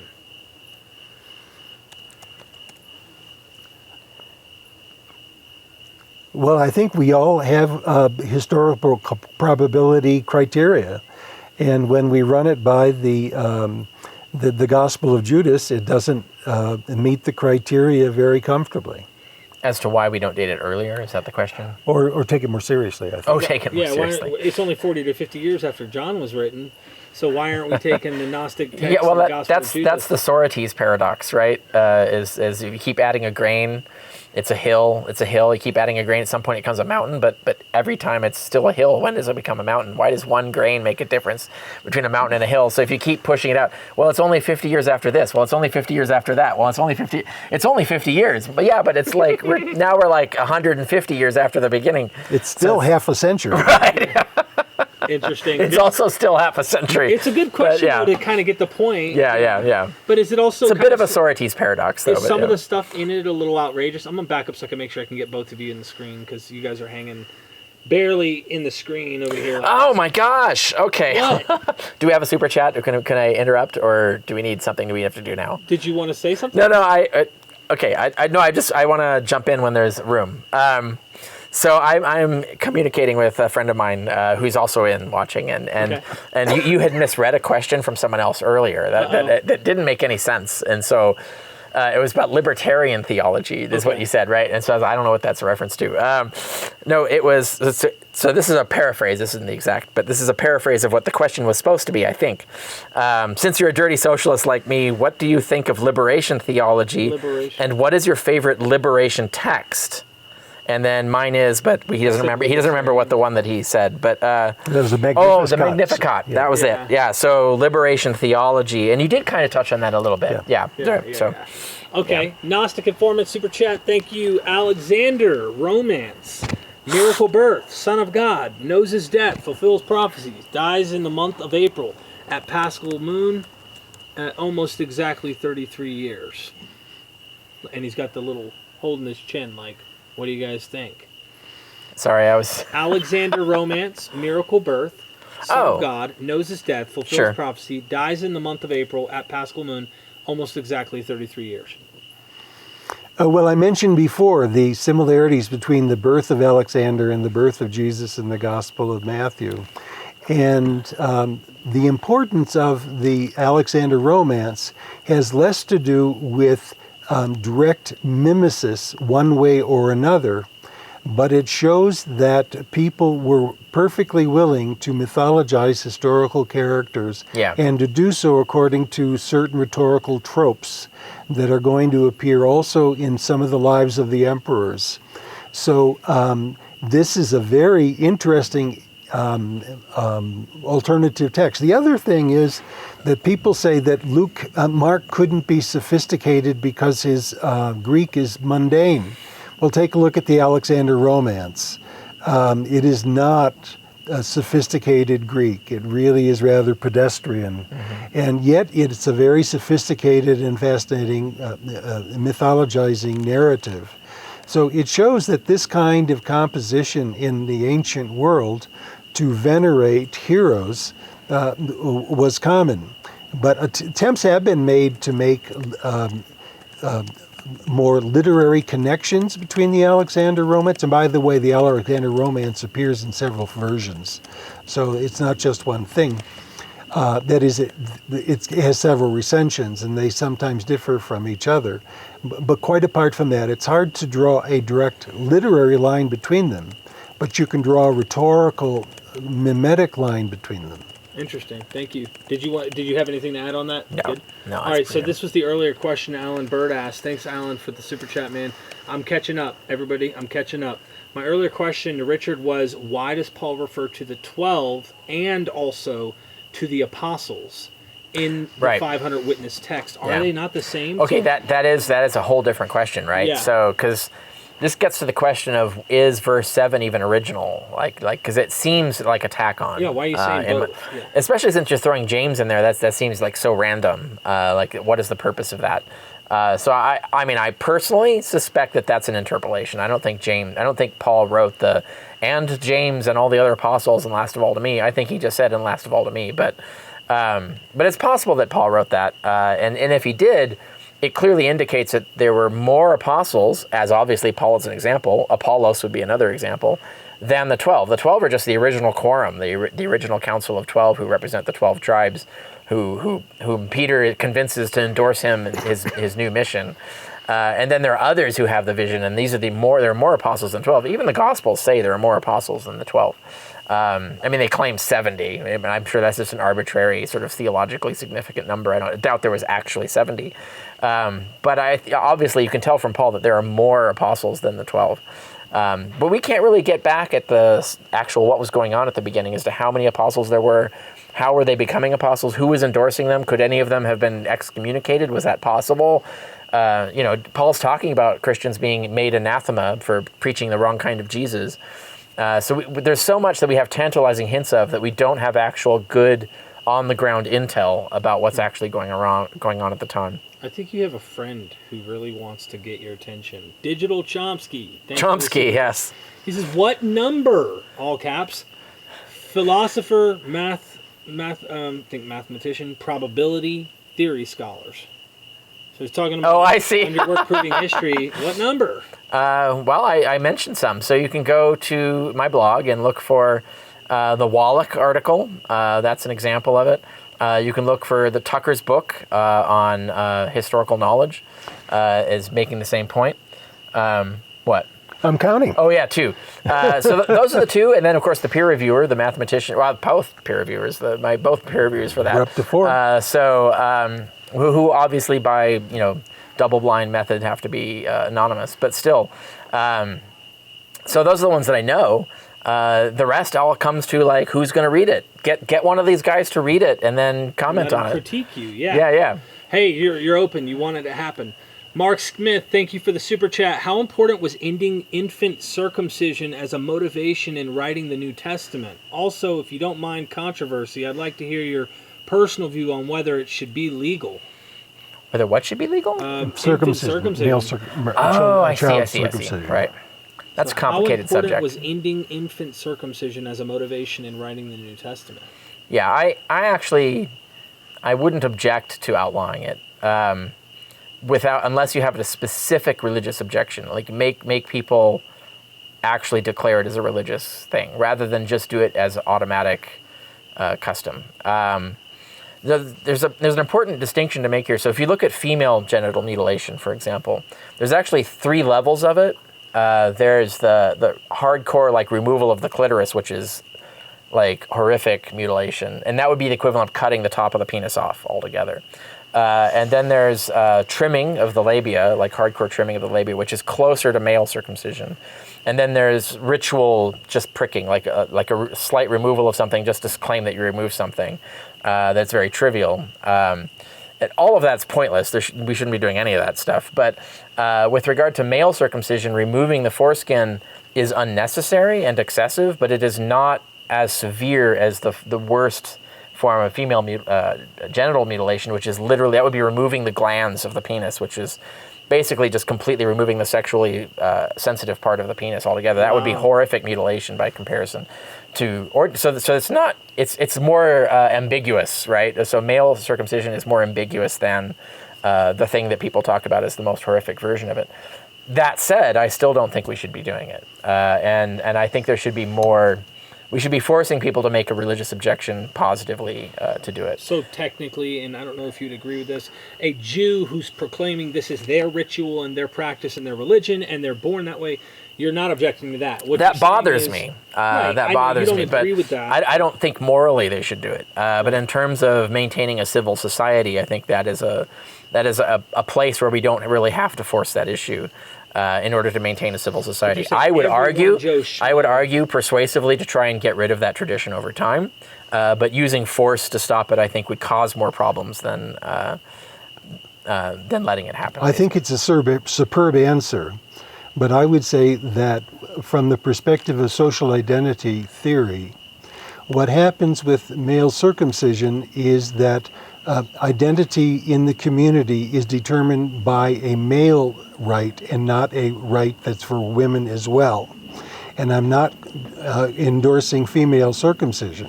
So it by itself, it is a gender discriminating operation. And what do we do with a non-binary understanding of gender sexuality? Right. And so we've got to factor that in. But there's something else. Male circumcision is a way of having a high boundary maintenance between the Jewish community and its neighbors, which is imposed on children before they have a decision about whether they want to be in that community voluntarily. Right, yeah. And then they are marked for themselves as members of this community and not to another. And I think that I agree with Richard that we should not be imposing abolition at this point of male circumcision. But I would hope that the Jewish community would rethink its way of understanding its social identity in a world that has non-binary gender thinking and more fluid social boundaries. Interesting. Yeah. Thank you for that. Yeah. Christianity Considered. Thank you for the super chat. I missed your earlier one, you said, and you said thoughts on Hermann Detering's arguments for thinking that all of Paul's letters were written in the 2nd century. I apologize. I really couldn't control what happened, so Anyway, gentlemen. Oh, well, I have a blog article on that. That's the Historicity of Paul. It addresses that, not to the satisfaction of Detering fans, but nonetheless. I think his theory depends on an extremely elaborate system of epicycles, this extremely elaborate theory of interpolations in the letters of Paul, and a bunch of other hypotheses that don't have evidence on top. I think it's too elaborate hypothesis with too little evidence for it. And unnecessary. Yeah, so that's my conclusion. Not to point. I mean, to point out his work is very interesting, and I like a lot of his commentary. But the theory doesn't hold up. It in terms of probability analysis, there's just not enough there to make it probable. All right, thank you for answering that. So you have an article pertaining to it. Unclean Hero super chatty said Jesus was a historical figure. I was just reading that. And a real person based on all standards for determining historicity. How do you feel about that, Richard? I know he's talking to you. And then we'll... All standards. That's the primary question. What standards are we talking about? And what premises are we plugging into this? So that's what my book is about, on the historicity of Jesus. Proving History, that book is about the standards. Are the standards being applied in Jesus studies? Even standards that historians use. There's a lot of standards that are used in Jesus studies that are not, they're kind of made up just for the Jesus studies field. And some that are legitimate that are used outside the field, but they're misapplied, they're misused in the Jesus studies field. And that's what chapter 5 of Proving History shows, is that they're using the methodology wrong and some of their methods are kind of made up. On the historicity of Jesus, I try to come up with the most objectively vettable method possible that bypasses all of those questions so that you can just go right at it. And so you can actually evaluate, does it hold up or not? And if not, like, how do you change the probabilities? What probabilities would you make different in my assignments of probability, and why? And I think that breaks it down much more simply so that you can actually get at what is the actual question we're trying to answer here. So that's actually what the book is for. So On the Historicity of Jesus is the one to go to and take it seriously. Like when you get to the ends of each chapter and I assess probabilities, like ask yourself, should a different probability be there? And if so, why? And that's the way to go about it. That's the way we would react to this and maybe come out with a book that would actually come up with better probabilities and convince me that they're right. I would love to see that. So. And then, Dennis, you are a historicist, and they say, and just to repeat it again, Jesus was a historical figure and a real person based on all standards for determining historicity. How do you feel about that? Well, it depends what you mean by all standards and how you manage them. You don't have to have all standards satisfied. You need to have a few that create enough probability that you would say there's a historical character as opposed to a mythological one. And I think in that case, Richard and I differ a great deal because I think there is ample evidence for a historical figure, but it doesn't satisfy all the criteria that people have tried to apply to the historical Jesus. Nor does it satisfy all the historicists who want a particular Jesus to come out of the analysis. Yeah. What kind of Jesus are we dealing with? Yeah. That's right. And the Jesus that I think is most reliable is the one that can be demonstrated by what's called reverse priority in the synoptic gospels, where later gospels have preserved earlier tradition that creates a corpus that's really very interesting. It is not Christian, it is Jewish for Jews who think Jesus is pretty cool. And it gets used by Christians because with this mythology of the suffering Savior and so on, the risen Christ and so on. Jesus would be shocked to have read the Gospel of Mark, if I'm right. Yeah. But that does, and so I'm a historicist who is skeptical of the Jesus of the synoptics, but with the proper tools again, I think one can excavate beyond the mythologies and find enough evidence for historical Jesus. That said, I don't think we can have confidence of any one saying that comes from Jesus. But we have a posture and a presence and a memory, to some extent, of a character who is really so different from the gospel Jesus that it probably comes from historical character. Thank you. Two different people, two different positions. The Mythic Life, thank you for the super chat. Hi, it's Kristen Hood. Oh, hi. Hi, Kristen. Welcome, Kristen. Thank you for the super chat. Where do you think Christianity would be without the Jewish war? Oh, Or gosh. Jewish wars. Sorry, plural. I mean, true. That actually also is true. So there's multiple Jewish wars. Wow, that's a challenging contrafactual, actually. And contrary to a lot of historians who hate contrafactual history, I think contrafactual history is an important way of trying to understand actual history.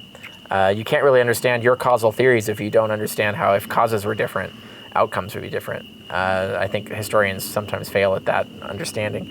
But that one is a tough one to actually think about. Let me take a swipe at it. Yeah. Mark is the first person to have a full-blown narrative of the life of Jesus, and he's writing in the aftermath of the Jewish war. And he's identifying the cause of the Jewish war with the inability of Israel to accept the teachings of Jesus.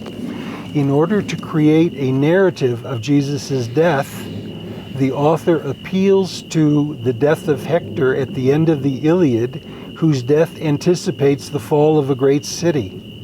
And he's a young person who dies unceremoniously. Achilles gloats over his corpse when he kills it. 3 women lead in the laments, watching from afar. A father named Priam has to rescue Hector from Achilles and bring him back for burial. Jesus is mourned by 3 women who watch from afar. A man named Joseph, maybe the same name as his father, rescues the corpse. But the difference is that Jesus rises from the dead with hope, whereas Hector is buried, and the reader knows that Jesus would, that Troy would fall. Now, if that's the case, without the Jewish war, you may not have a narrative of the death of Jesus. And that is pretty fundamental to the Christian understanding. And so I actually think the Jewish war was the social political catalyst that made Mark pursue the Iliad as a model for the death of a hero before the fall of a city. Yeah, that's a good example of how it could have had an impact. I'm undecided. I'm not really sure. I think it would be more important to have taken Paul away than the Jewish war. Like, if Paul didn't do his thing, I think Christianity would have faded away and it would have been gone. It probably wouldn't even show up in our extant sources, I would suspect, by now. Can I play a scenario and see what you guys think of it while in the vein of this question? Because she's part of some of my Facebook groups and really a brilliant mind on so many things. She's trying to think, and and there's nothing wrong with that. Let's suppose the Jerusalem war did not happen in 70.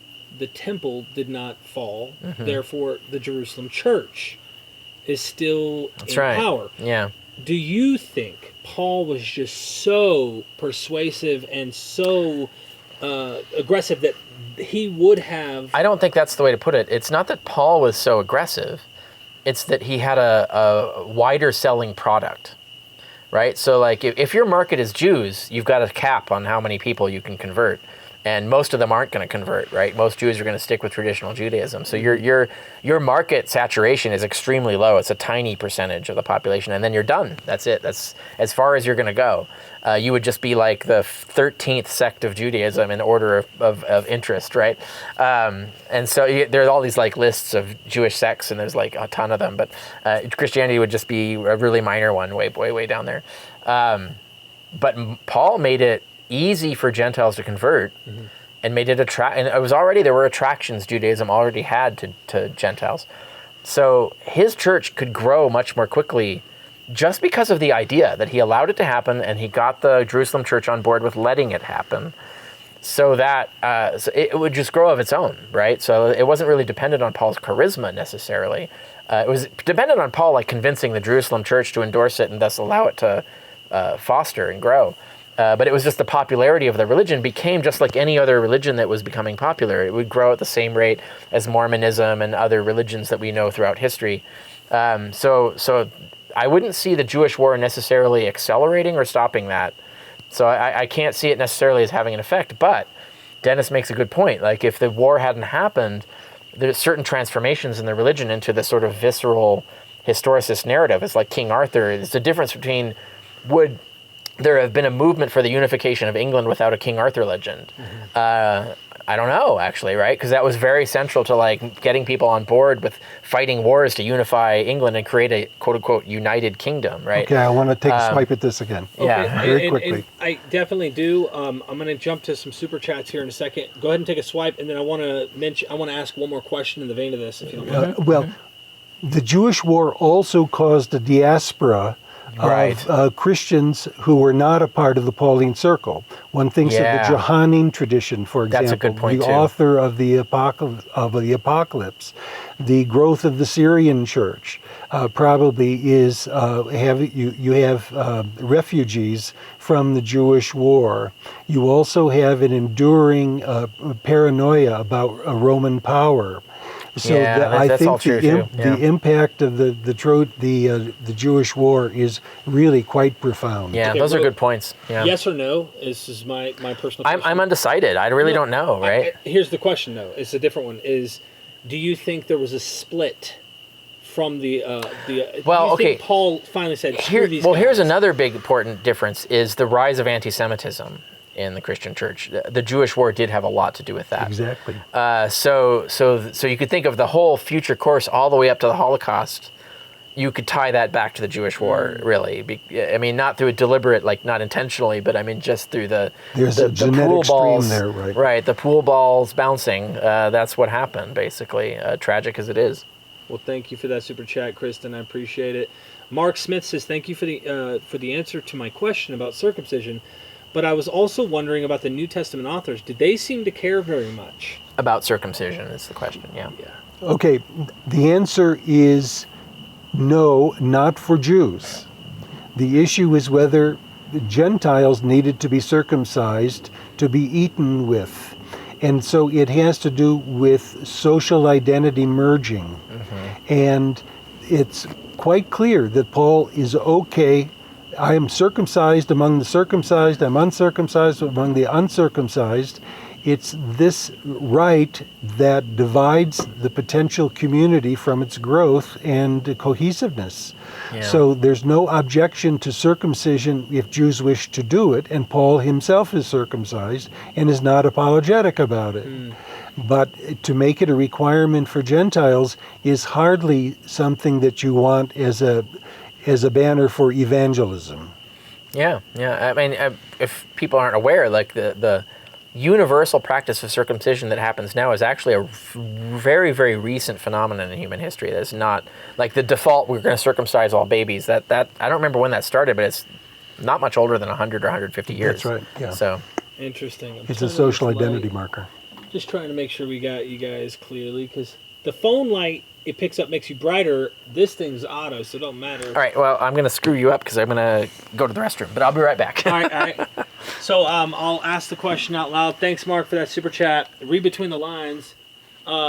He says, what would it look like if the Maccabees had lost?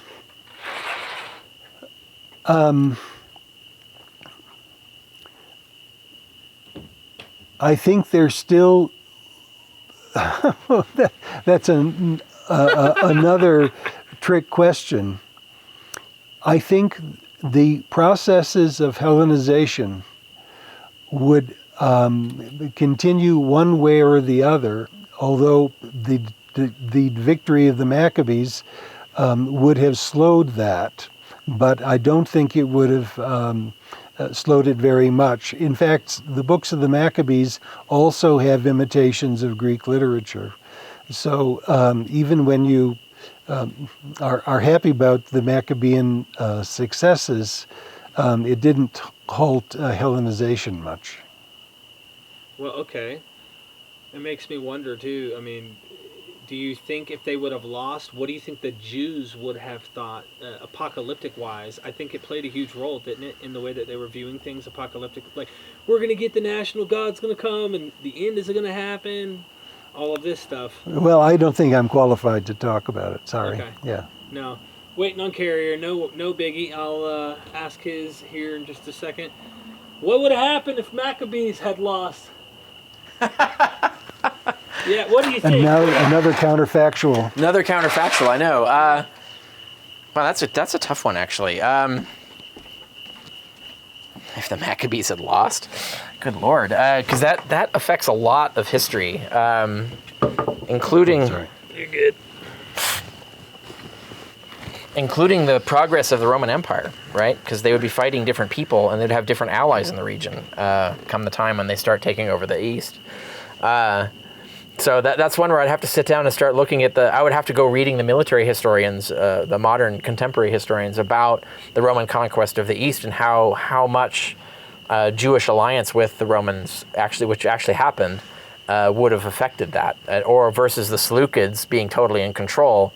And being stronger, therefore more able to resist Rome. I can't off the fly answer the question. So No, that was my answer. yeah, He's like, I'm not qualified.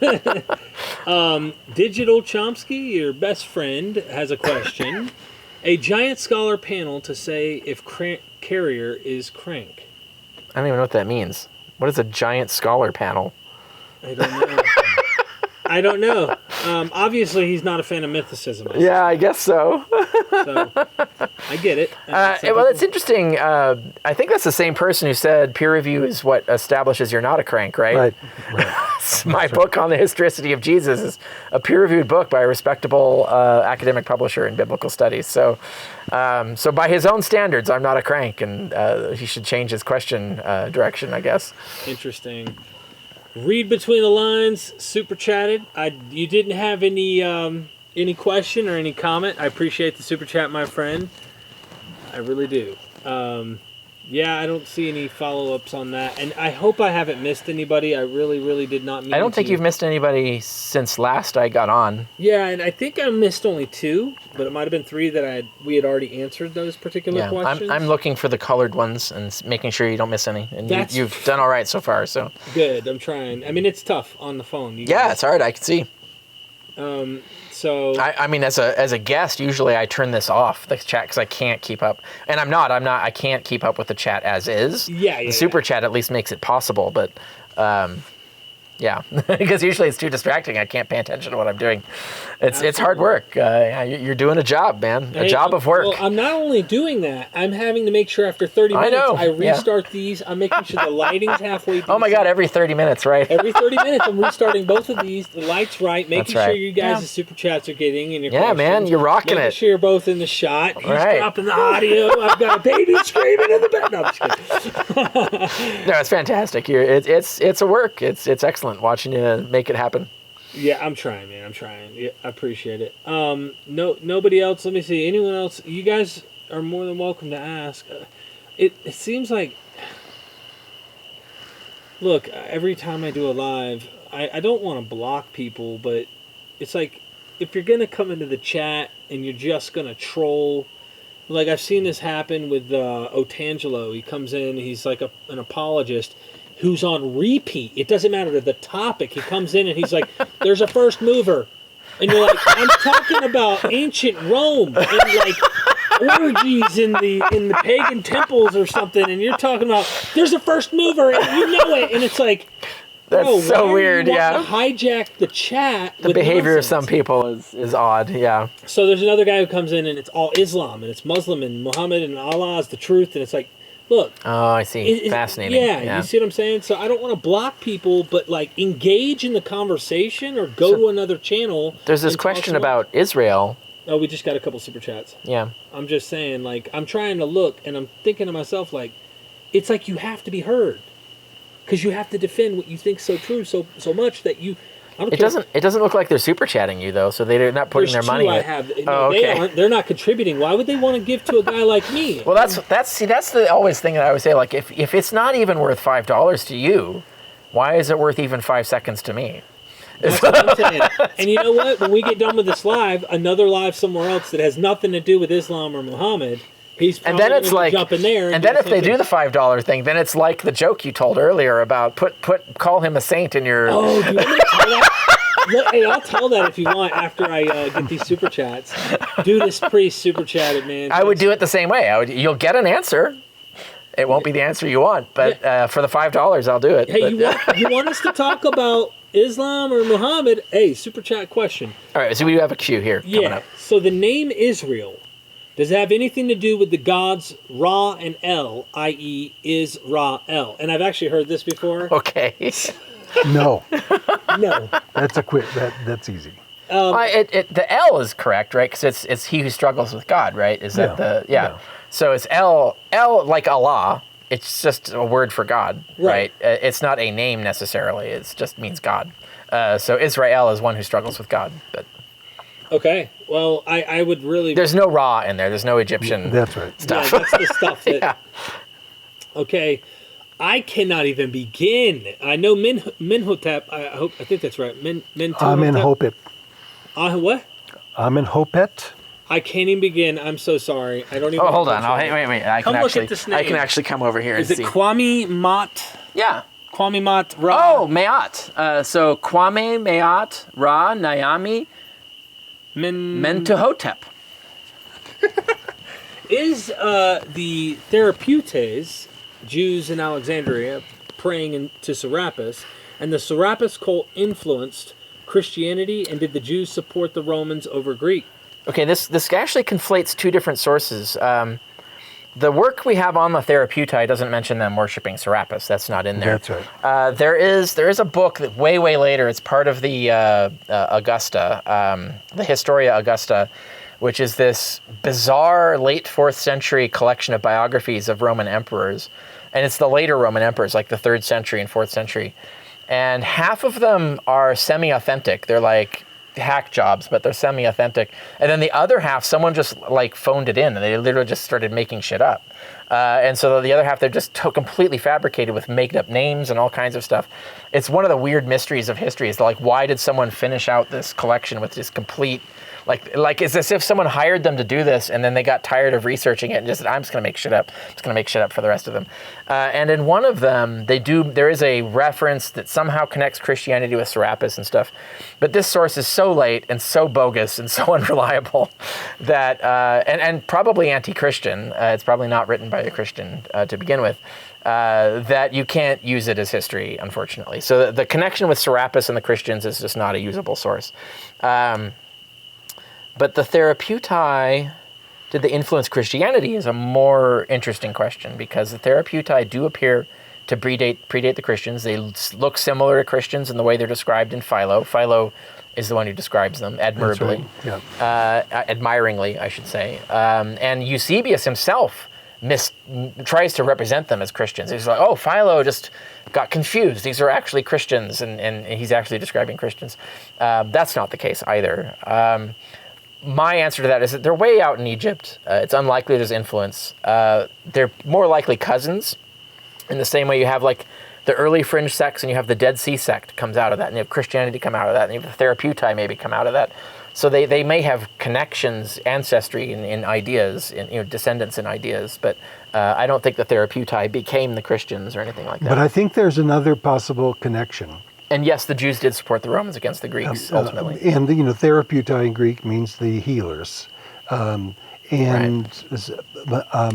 There's a literary genre in antiquity called the politeia, that is idealizations of social groups that are used to support certain kinds of virtues. The best known ones appear in Plato's Republic. At the end, where you find the guardians are the ones in Athens who they have everything in common, including wives.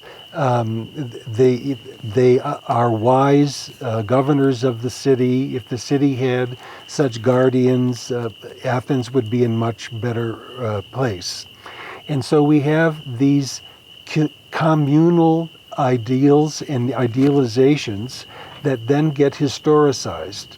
So we have Josephus doing the same thing with the Essenes, in saying that the Qumranites have a kind of the communist community. The Therapeutai is another example, but we have also Stoic examples of politei. And one of my students did actually a dissertation on this topic to show that the Republic of Plato generated mimetic imitations in Hellenistic literature among Jews and Christians. And that's what's going on in the Acts of the Apostles when the church is identified as having no need.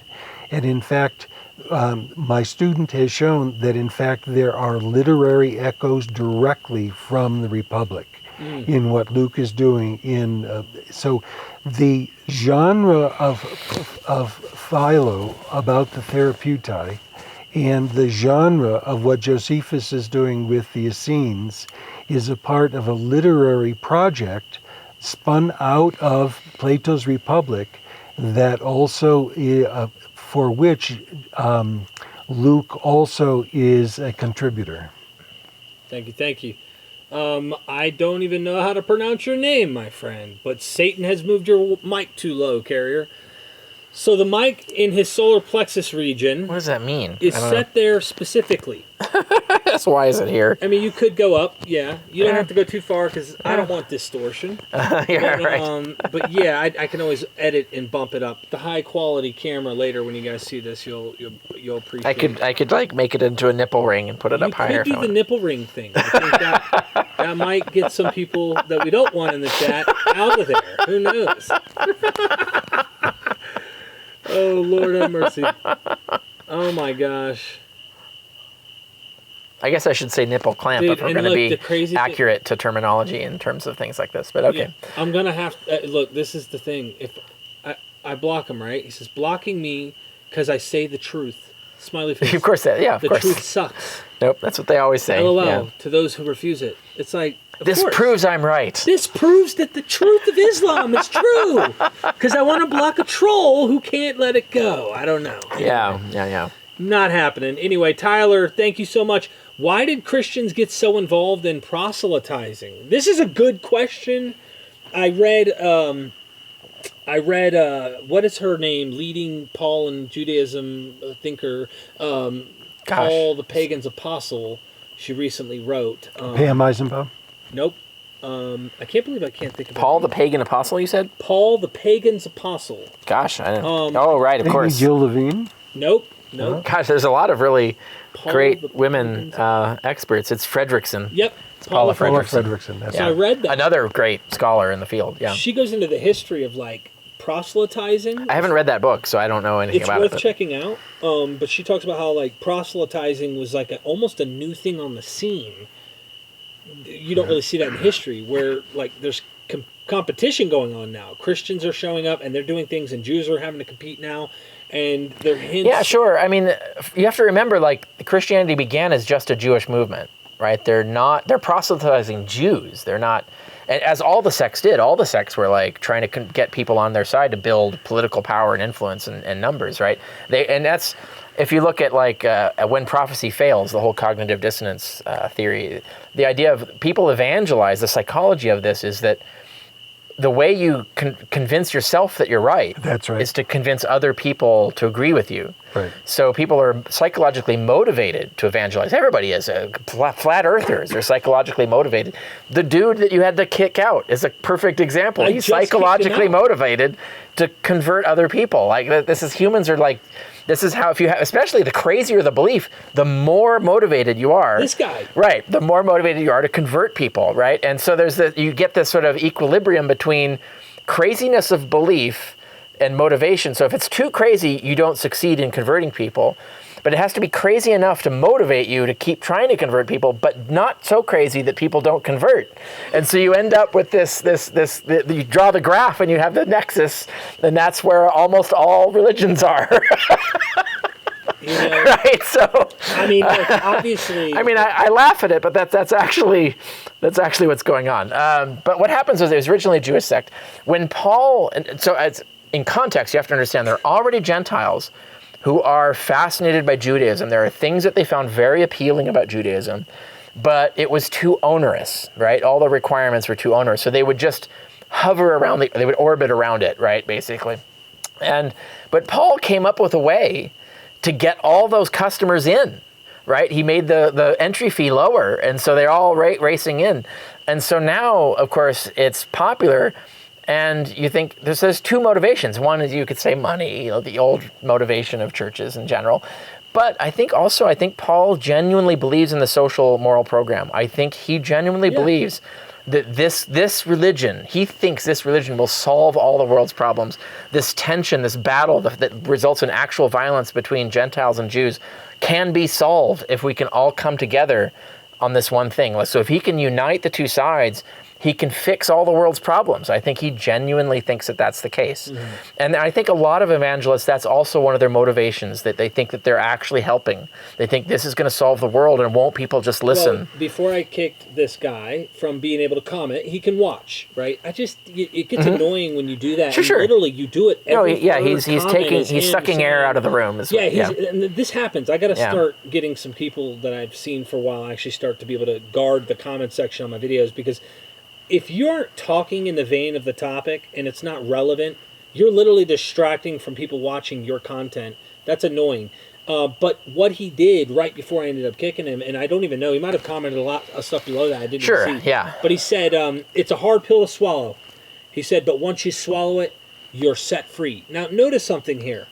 Unless you come to his conclusion, if not, screw you, you're wrong. And it's like, and they're not going to stop till you get it. But you have to swallow their pill. And that's, he literally said, it's a tough pill to swallow. The one he's forcing he has to test it psychologically. Yeah. The more people he can convince, the more confident he'll be that he's right. Which relates to what we were talking about in another video about insecurity, right? So insecurity drives a lot of what we complain about in religion. Dogmatism and trying to force other people to adhere to certain ways of thinking. More people to join and evangelism also is born of insecurity. That is literally a cognitive dissonance model of evangelism that you get in When Prophecy Fails, that particular book. Wow. It is this insecurity, and you solve the insecurity by reassuring yourself, and the way you can reassure yourself is getting other people to agree with you, and that's one effect of insecurity. Another is trying to force people to behave certain ways that... Yeah, I think that those sociological impulses are there, but I wouldn't want to put all of the texts that encourage missionizing into a single pattern. Correct, yeah. Because their message is different from time to time. Yeah. And their reasons, their motives are different. Their motives are different. Yeah. And so, for example, I again go back to the Q document. Just because I think it's so enlightening I think it's there, but people can just consider it a possibility. Yeah. In the Q document, Jesus is a prophet and above all a teacher. He's called a didaskalos. And his followers are not called believers, they're called matheti. That is, they are disciples, they are his students. Literally. And in fact, there is no evidence that Jesus' followers were called matheti prior to the Q document. Paul never uses the term. It doesn't appear in the Johannine tradition until you have some influence from the synoptics. Right. Okay. Now, in this case, these people are to imitate the didaskalos and his message in proclamation of the kingdom of God in going in groups of two to teach and to heal and so on. Now, I think the impulse of the sociological impulse is there. You want people to agree with you, which reconfirms your vision. But in this case, the vision has to do with an alternative understanding of Judaism. It's not just that we want you to be like us. It's that we want Judaism to change so that it's more bearable to people who can't observe Torah. Yeah. So sometimes evangelism can be, and this sounds crazy for an atheist to say maybe, sometimes evangelism has legitimate social positive function. Yeah, I mean, the analogy is environmentalism or feminism or any of these movements that are the social justice movement. It is a social justice movement in its own sense. And that motivates people. We want to fix society. We think, this is what I was talking about with Paul. He thinks this will fix all kinds of social problems. There you go. Yeah. Thank you. Mr. Monster says, are there any correlations between Cesar, I think you mean Cesar Borgia, Borgia? Cesar Borgia. Borgia? It's a And Jesus famous Christ. pope from a famous Italian family or I think it's Italian. Anyway, I don't know enough about it. It's not my field. I'm assuming this has something to do with maybe some sort of Jesus dynasty reasoning. I'm not really like... did someone claim that he was a descendant of Jesus at some point? I don't know. I don't know the context of this. And Mr. Monster Tech. this is like 15th century stuff, so I don't know. Email me. I'd be interested just to hear what the whole claim is, and if there's people out there who think that. Thank you, man. Thanks for that super chat. Travis Adams says, "Oh, I'm already in the chat." I see that. Do you know who that is? No. Travis, you are in the trap. Look, you are in the chat. Travis man. Adams. You are in the chat. Thank you. You're in here, man. You're in the chat. No. I don't know what's going on there, but being an idiot. I'm being an idiot. Okay. All right. Do you want more wine, or do you want some Yeah, scotch? I do. Yeah, no, I'd like some. Oh, Wine? a scotch. You'd prefer scotch, yeah. Okay, guys, I'm trying to find you. Darren Wright, let me pop you up on the screen, man. Derek, love the work you are doing. this. Thank you so much. Keep on rolling and rolling and rolling and rolling. Yeah. I just added a little in there. Thank you, Darren. Appreciate it, man. Look, I'm lucky these guys even want me around them. See, I did a little proselytizing myself, but I had things to offer. And it wasn't a hard pill to swallow. You see, I had good friendship. I had things in common. I wasn't too aggressive. Was I? Was I too aggressive? No, what? I don't even know. I can't even pressure. comprehend what you would think would be aggressive, but okay. I know, right? Thanks, Darren. That's Appreciate the love, man, Yeah. and the positive, encouragement. The name that I cannot even represent properly here. Thank you for the super chat, Kwame Nayami. It is a long name. Yes, it's an amazing name. I just wish I knew how. It's to Egyptian, but yeah, say it. the classical Egyptian name. Majority of Alexandria was Jews, and the cult of Alexandria was Serapis. We have evidence of Jews praying to Serapis at Delos and the Hadrian reference. Okay, wait. The Hadrian reference, that's a weird segue. I'm not seeing it on my screen. Okay. It's toward the bottom, or Is it? above J. Crone. The next one's J. Crone. Okay. It's not in my feed yet. I don't know the answer to that. I don't know what to do with that Majority question. of Alexandria was Jews, and the cult... No, the majority, that's not true. The That's not majority true. of the population of Alexandria was not Jewish. Right. Okay. There was a large Jewish quarter there, probably the largest of all the diaspora communities. And it was very influential and involved in a lot of political tensions that the emperors had to deal with. But it wasn't the majority of the population. That's not their question, though, so that's not a helpful answer. The next comment is the cult of Alexandria was Serapis. We have evidence of Jews praying to Serapis. Serapis was a cult in Alexandria. There were tons of cults. Serapis did arise, it was invented as a deity in Alexandria centuries right. before. That was centuries before, though, but it remained popular. It was essentially the Egyptian, I should say, the Hellenistic Roman Egyptian version of Asclepius in Alexandria. But And he says they Jews praying to prayed. Serapis at Delos and the Hadrian reference. Yeah, that's all stuff that comes from the Historia Augusta. I'm pretty sure that comes from the Historia Augusta. It's not a reliable source. It's very late, and it's not a reliable source. Interesting. Okay. So we're going to J. Crone Super Chat. Says, biggest fan. Myth Vision is home for me. Keep up the good work. Jay swallowed the big pill already. See, I love it. Love it, Jay. It wasn't a big pill to swallow at all. As Buzz says right above you, it was the blue pill. The red pill or the blue pill? I'm going to say it's the blue pill, man. Jay, seriously, thanks for the super chat, the love. The mauve pill. Everybody should take the mauve pill. Cheers, my friends. Oh, yeah. All right. Cheers to the pills that we swallow. All right. Oh, that was lovely. I love that. That was music to my ears. Thank you for the friendship, my friends. I really appreciate it. Now I'm scrolling down. So Coffee Zealot is in the house and super chatted. Wow. Someone Hey, likes Derek, coffee. When are you going to jab at Hinduism? I have discussed with you Hinduism. That's funny you should ask that. I actually have a blog on that. Really? So there's an interesting story. Meera Nanda, who's a major critic of Hindu nationalism, the Indian author, I don't remember how, like, she was just kind of like a fan or a reader of mine, and she asked it, like, would you do a review of my book? Are you interested? And I'm like, yeah, super interested. This is a book about Hindu nationalism, because I don't know anything about that, and I would love to read a book by an expert, by someone who actually knows that, so I have some insider knowledge. I would love to do that. That'd be amazing. Please send me your book. And she did, and so I wrote a whole blog about her book.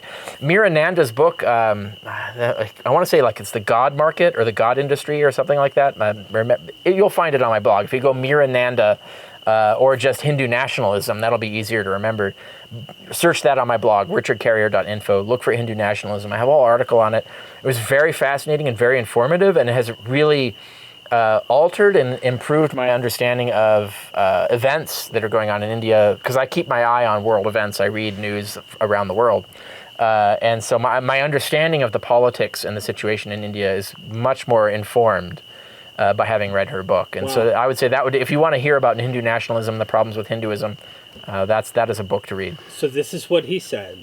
I have discussed with few Hindus, and their level of stupidity is just mind-blowing. You would be surprised. Now, I want to go to vouch for people who think he's bullying or whatever. That's I'm not going to name a guy's name, but I had it. Let's put a different spin on that. Let's say Hinduism is very much rooted in its cultural support in a way that is kind of unfathomable to us today, because we're so used to being able to rebel and leave family traditions or come out with our own religious traditions. So Hinduism doesn't have the buildup of history of experience with apologetics, right? So if you run into any run-of-the-mill Christian, you're going to say, oh my God, they're so stupid. But really, it's just they have no skills or experience in trying to defend their faith once it's challenged. But then you can find sophisticated Christians who are super used to this and have built on a whole tradition of getting used to this, and that looks so much more sophisticated, but because it's so much more informed and it's based on experience with trying to defend their faith against opposition. Hinduism doesn't evangelize outside of Hinduism, so it has never built this tradition of Hindu apologetics, right?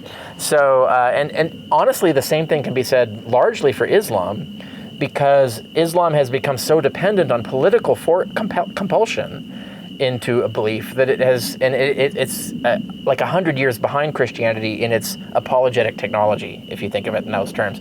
So, like, to give you an example, if you were to read creationist apologetics from the 1920s, like from the Scopes trial era, and you read creationist apologetics in the Islamic world today, it looks very similar.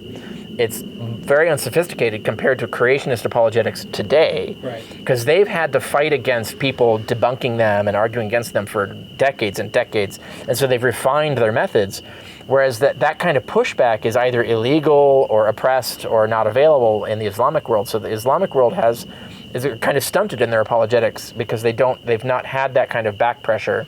And even when they get back pressure, it's not intellectual back pressure, it's just cultural opposition and bigotry, right? So even when they get opposition, it's just hatred of Muslims, not constructive, like actual criticism of their religion that they have to respond to. Much less decades and decades of building up with this, so they've built up an industry to respond to it, the way the Christians have done.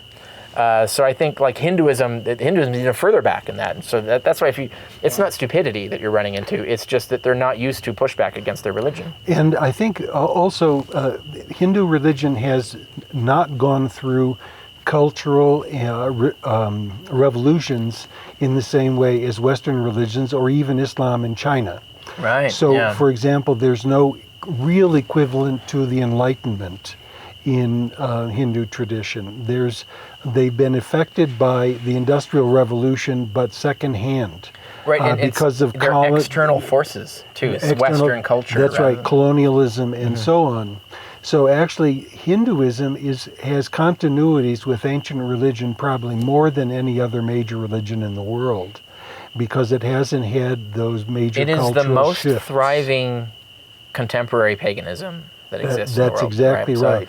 So, if you can imagine if Italy had stayed Romano-paganic, right, it would be the same situation, right? But no other culture. And Christianity and Islam has crushed paganism everywhere else. So it's not that they're stupid, but they're committed to a culture that hasn't had the challenges of other cultures.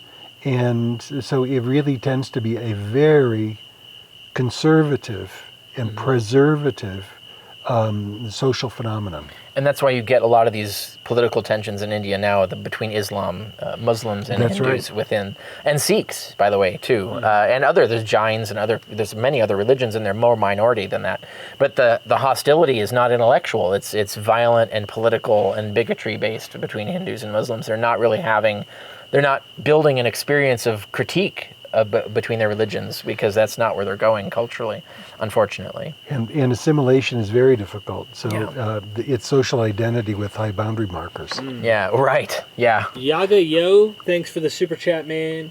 So no one knows how Christianity got to Africa then, huh? Wait, what? Wait, is this the same person? No, not the guy who... Oh, this is someone else. Yeah. No one knows. I don't even know what that's a reference to. No, it's right next to Israel, literally. You just Well, literally on the trade route. I wouldn't be surprised that this is a Copt or someone who understands Coptic tradition asking the question. And Copts are very insistent that the Holy Family got to Egypt, and that there were cults related to Jesus in Egypt at a very early time. And then there is the Acts of Mark that claims that Mark was a evangelist who went and That's right, faced yeah. opposition and martyrdom in Alexandria. So you have churches to Mark and Mary all over Egypt. And It's important to point out these traditions we're talking. The written traditions are late, so this is not early evidence; it's later evidence. But yeah, Right. But it's likely that early Christianity came as an import into the Jewish community first in Alexandria, and then was able to find some footing. But we know at a relatively early time it became a center of Christian learning, the same way as it had become a center of Jewish learning with a Hellenistic spin. So the origins lie in a penumbra that we can see somewhat through the cloud, but we can't see everything that we'd like. But we know that by the time that we get to Clement, and apparently he had a great teacher who was also a Christian Platonist. Right. Before that, we would have to date it. Was that Pantinus? Pantinus. We would have to date it probably around 160, 170. yeah. That's the furthest. That's the earliest evidence that survives of us being able to see something concrete. But certainly there was Christianity before that, but all the documentation is lost. So we don't even Eusebius didn't have access to it. I have a blog on this where Eusebius does what we just did, traces it back to Pantinus, and then fudges and makes up a bunch of stuff about the Therapeutai and things like that. So even Eusebius had lost the documentation for what was going on in Alexandrian Christianity before that. But certainly there was some, and not just Alexandria. There's North African Christianity. You can talk about Tertullian, for example. By the end of the 2nd century, there's Christianities all across North Africa. Thank you. Mark Smith, thank you for the super chat, bro. Any thoughts on the difference between the rod of Asclepius and the caduceus, which are often confused, and their connection to John 3:14, where Jesus compares himself to Moses lifting up a serpent? Interesting. I haven't researched this stuff, so that's iconography. I don't know enough about it. The caduceus, and actually, the earliest manifestation of it is in traditions about Hermes, and Hermes has the wand that can put people to sleep or raise them, and it actually has other magical qualities. So the idea of a magician's wand is very ancient. It's pre-Homeric. And Hermes is seen with winged feet and carrying a caduceus. And then we have Circe in Odyssey, who also has a wand, who uses the wand to have Odysseus's pigs become, his soldiers become pigs, and to reverse it. But you have Moses with the wand who strikes the rock, and he can produce water. So you have the same thing in the Bacchae. The women, the Maenads in the wilderness can hit a rock and it can produce wine or water. So the idea of a magical wand is a lot earlier than Harry Potter. And But Harry Potter is pretty badass, though. So no, I'm not denigrating it. But then the wand also becomes a symbol of healing because it's got magical properties. And so Asclepius and the goddess Hygiena, meaning health, are often depicted in art holding a caduceus.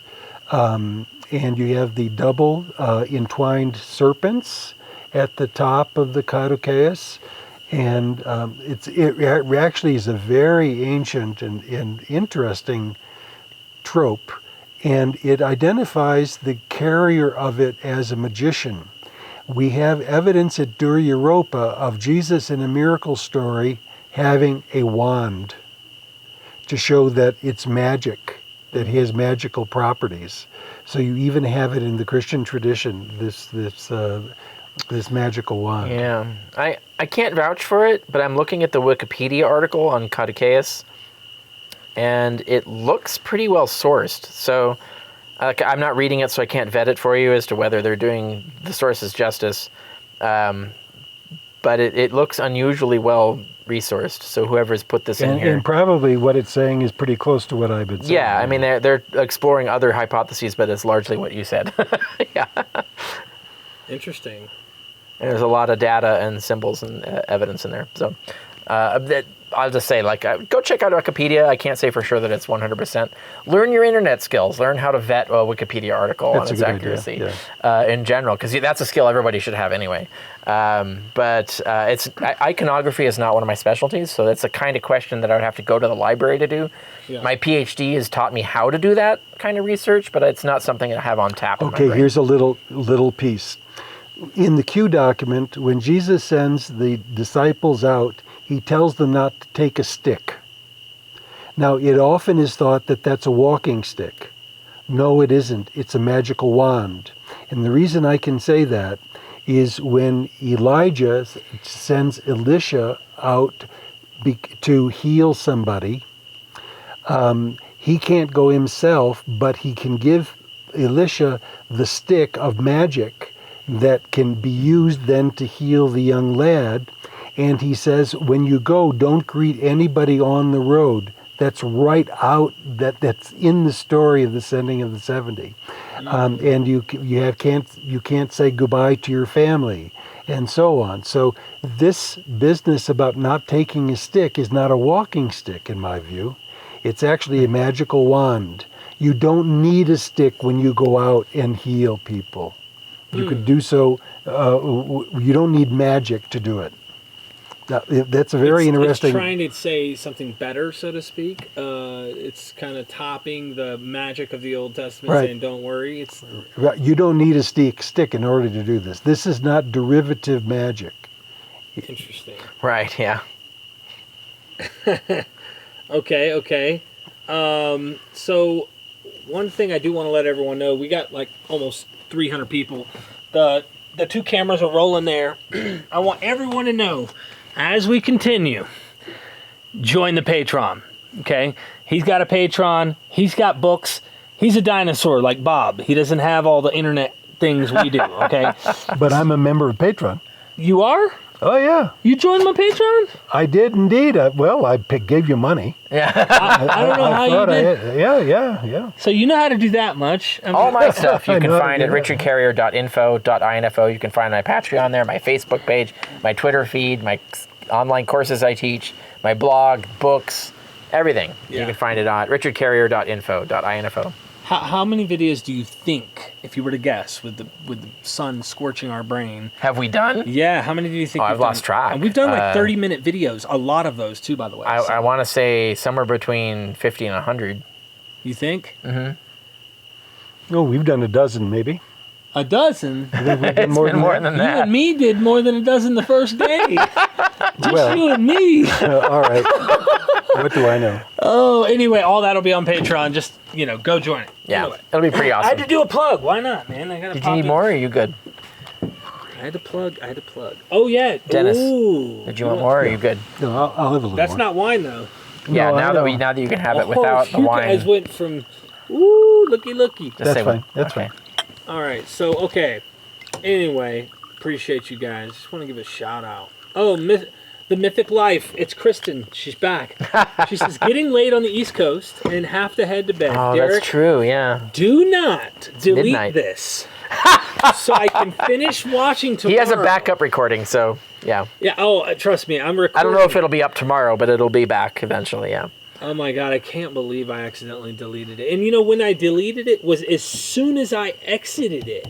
So there were people in the middle watching it that were like 15 minutes behind us at the end, and it shut off. Oh, So they didn't even get to watch the last 15 damn. minutes. Yeah. If you weren't watching That's it live, frustrating. you missed out. That is frustrating.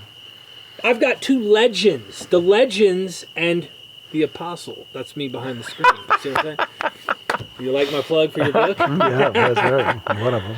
Seriously, though, I can't tell you. Oh, you know what? Pull the books out real quick. I They're really here. want- What do you want? I mean, there's so Name much. it.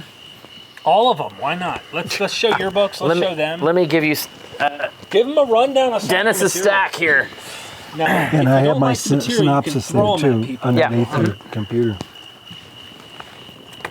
All right. So show them your books. It's underneath, of course, the Novum Testamentum.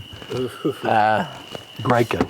And they've been using that in some of the videos. So there's a couple times we're doing like That's true. Greek word Yeah. searches. And Yeah. like, I should have brought mine. I didn't even think of it. That's silly. But yeah. It's awesome. So what do you have, Dennis?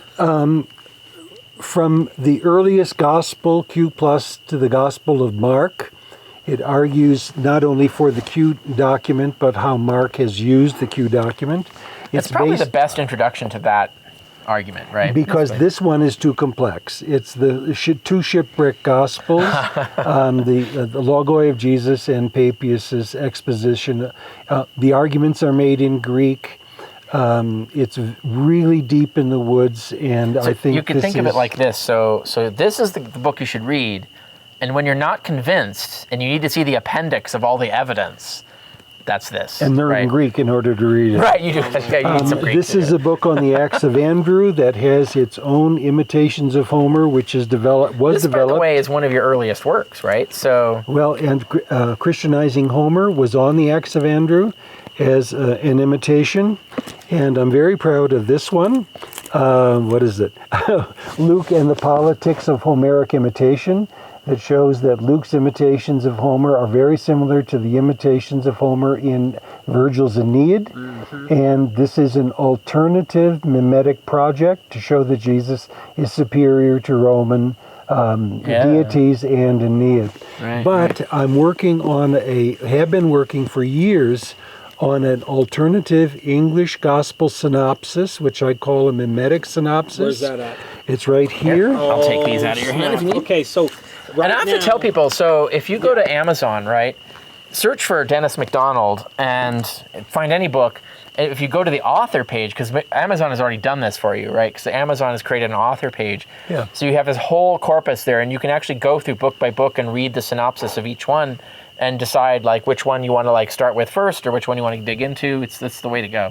Just very briefly, though, this is a unique reference work that has English translations of every word in the Gospels with my reconstruction of Q, with the parallels laid out from Q to Mark to Matthew to Luke, but with major introductions of the possible literary models that were in Greek poetry, the Homeric epics, Athenian tragedies especially, and it has its own synopsis for the Gospel of John in its 3 layers of It also includes composition. Septuagintal stuff, right? So Septuagint material. Yes, I do. That I have my own translation of a number of passages in the Septuagint that are informing the Gospels, but I am thinner on that simply because these are available in existing synopses for most part. if I may, and I want to get into your works. I mean, you're way more known, right, to like the YouTube world. Sure, but yeah. I want you, in your own words, and let me restart this camera. All right. Gotta do it because we're filming, right? All right, let me restart this camera over here. Okay, guys. So, in your own words, I don't care where you take this. That way, anyone watching knows, like, there's no blowing smoke up anyone's ass or to blowing each other's heads up. Blowing our heads up. Yeah. And I don't mean that in, like, the literal. I mean, like, just the idea that you're trying to kiss Dennis' ass. I'm just picturing right. I'm asking Scanners, the movie, when people's heads blow up. But anyway. How important would you say Dennis's work is? I think it's important in two respects, not just, well, this is super handy. When that comes out, I'm going to actually have a lot of use for it in the future, because this is the kind of thing you need to go reference this, right? If you're going to talk about a passage, you need to go see what are the references here, what are the allusions that are going on here, and this is going to have material in it that you're not going to get anywhere else. That's what I think is the important thing. But also the methodology. The methodology that Dennis uses to find these analogies and then demonstrate that they're actually real and not just coincidences, they're not just phantoms. That methodology is crucial and applicable much more broadly. And I think if people understand this fact, once you're convinced of the reality of this phenomenon, it's a paradigm shift in the way you understand this. All ancient literature, honestly, classicists are already Would you doing like some this. more scotch? Good. I'm trying to pay you off. So anyway, we're both killing this bottle that we bought of Buchanan's. No, but it's true. So I think it is important, and that's one of the effects it has had on my work. And I want everyone knowing this answer that you're saying. I have listened to you guys disagree at least over a dozen times today, because we've recorded, not today, but over the past More than few a days. dozen things, yeah. More than a dozen recordings, Dennis. Yeah. But you guys, when you disagree, you say it. I mean, yes, you're kind, you're polite, you respect one another, but you disagree on many things. And we understand why we have the views we do. That's the thing. You respect what you don't think is true. He respects what he doesn't think is valid or whatever, vice versa. But I say that to say you value his work. And most scholars it's been very try to valuable. mock Dennis or try to downplay. Which frustrates the hell out of me for a number of reasons. But yeah. Okay, let me say something good about the book. The purpose of having a reference work instead of a ham-fisted interpretation of the data is that people need to make their own judgments about the parallels. You see it side by side. So there are lots of ways of explaining possible parallels or explaining them away. But you can't have that discussion until you have a good translation and a presentation of the parallels in a reference work.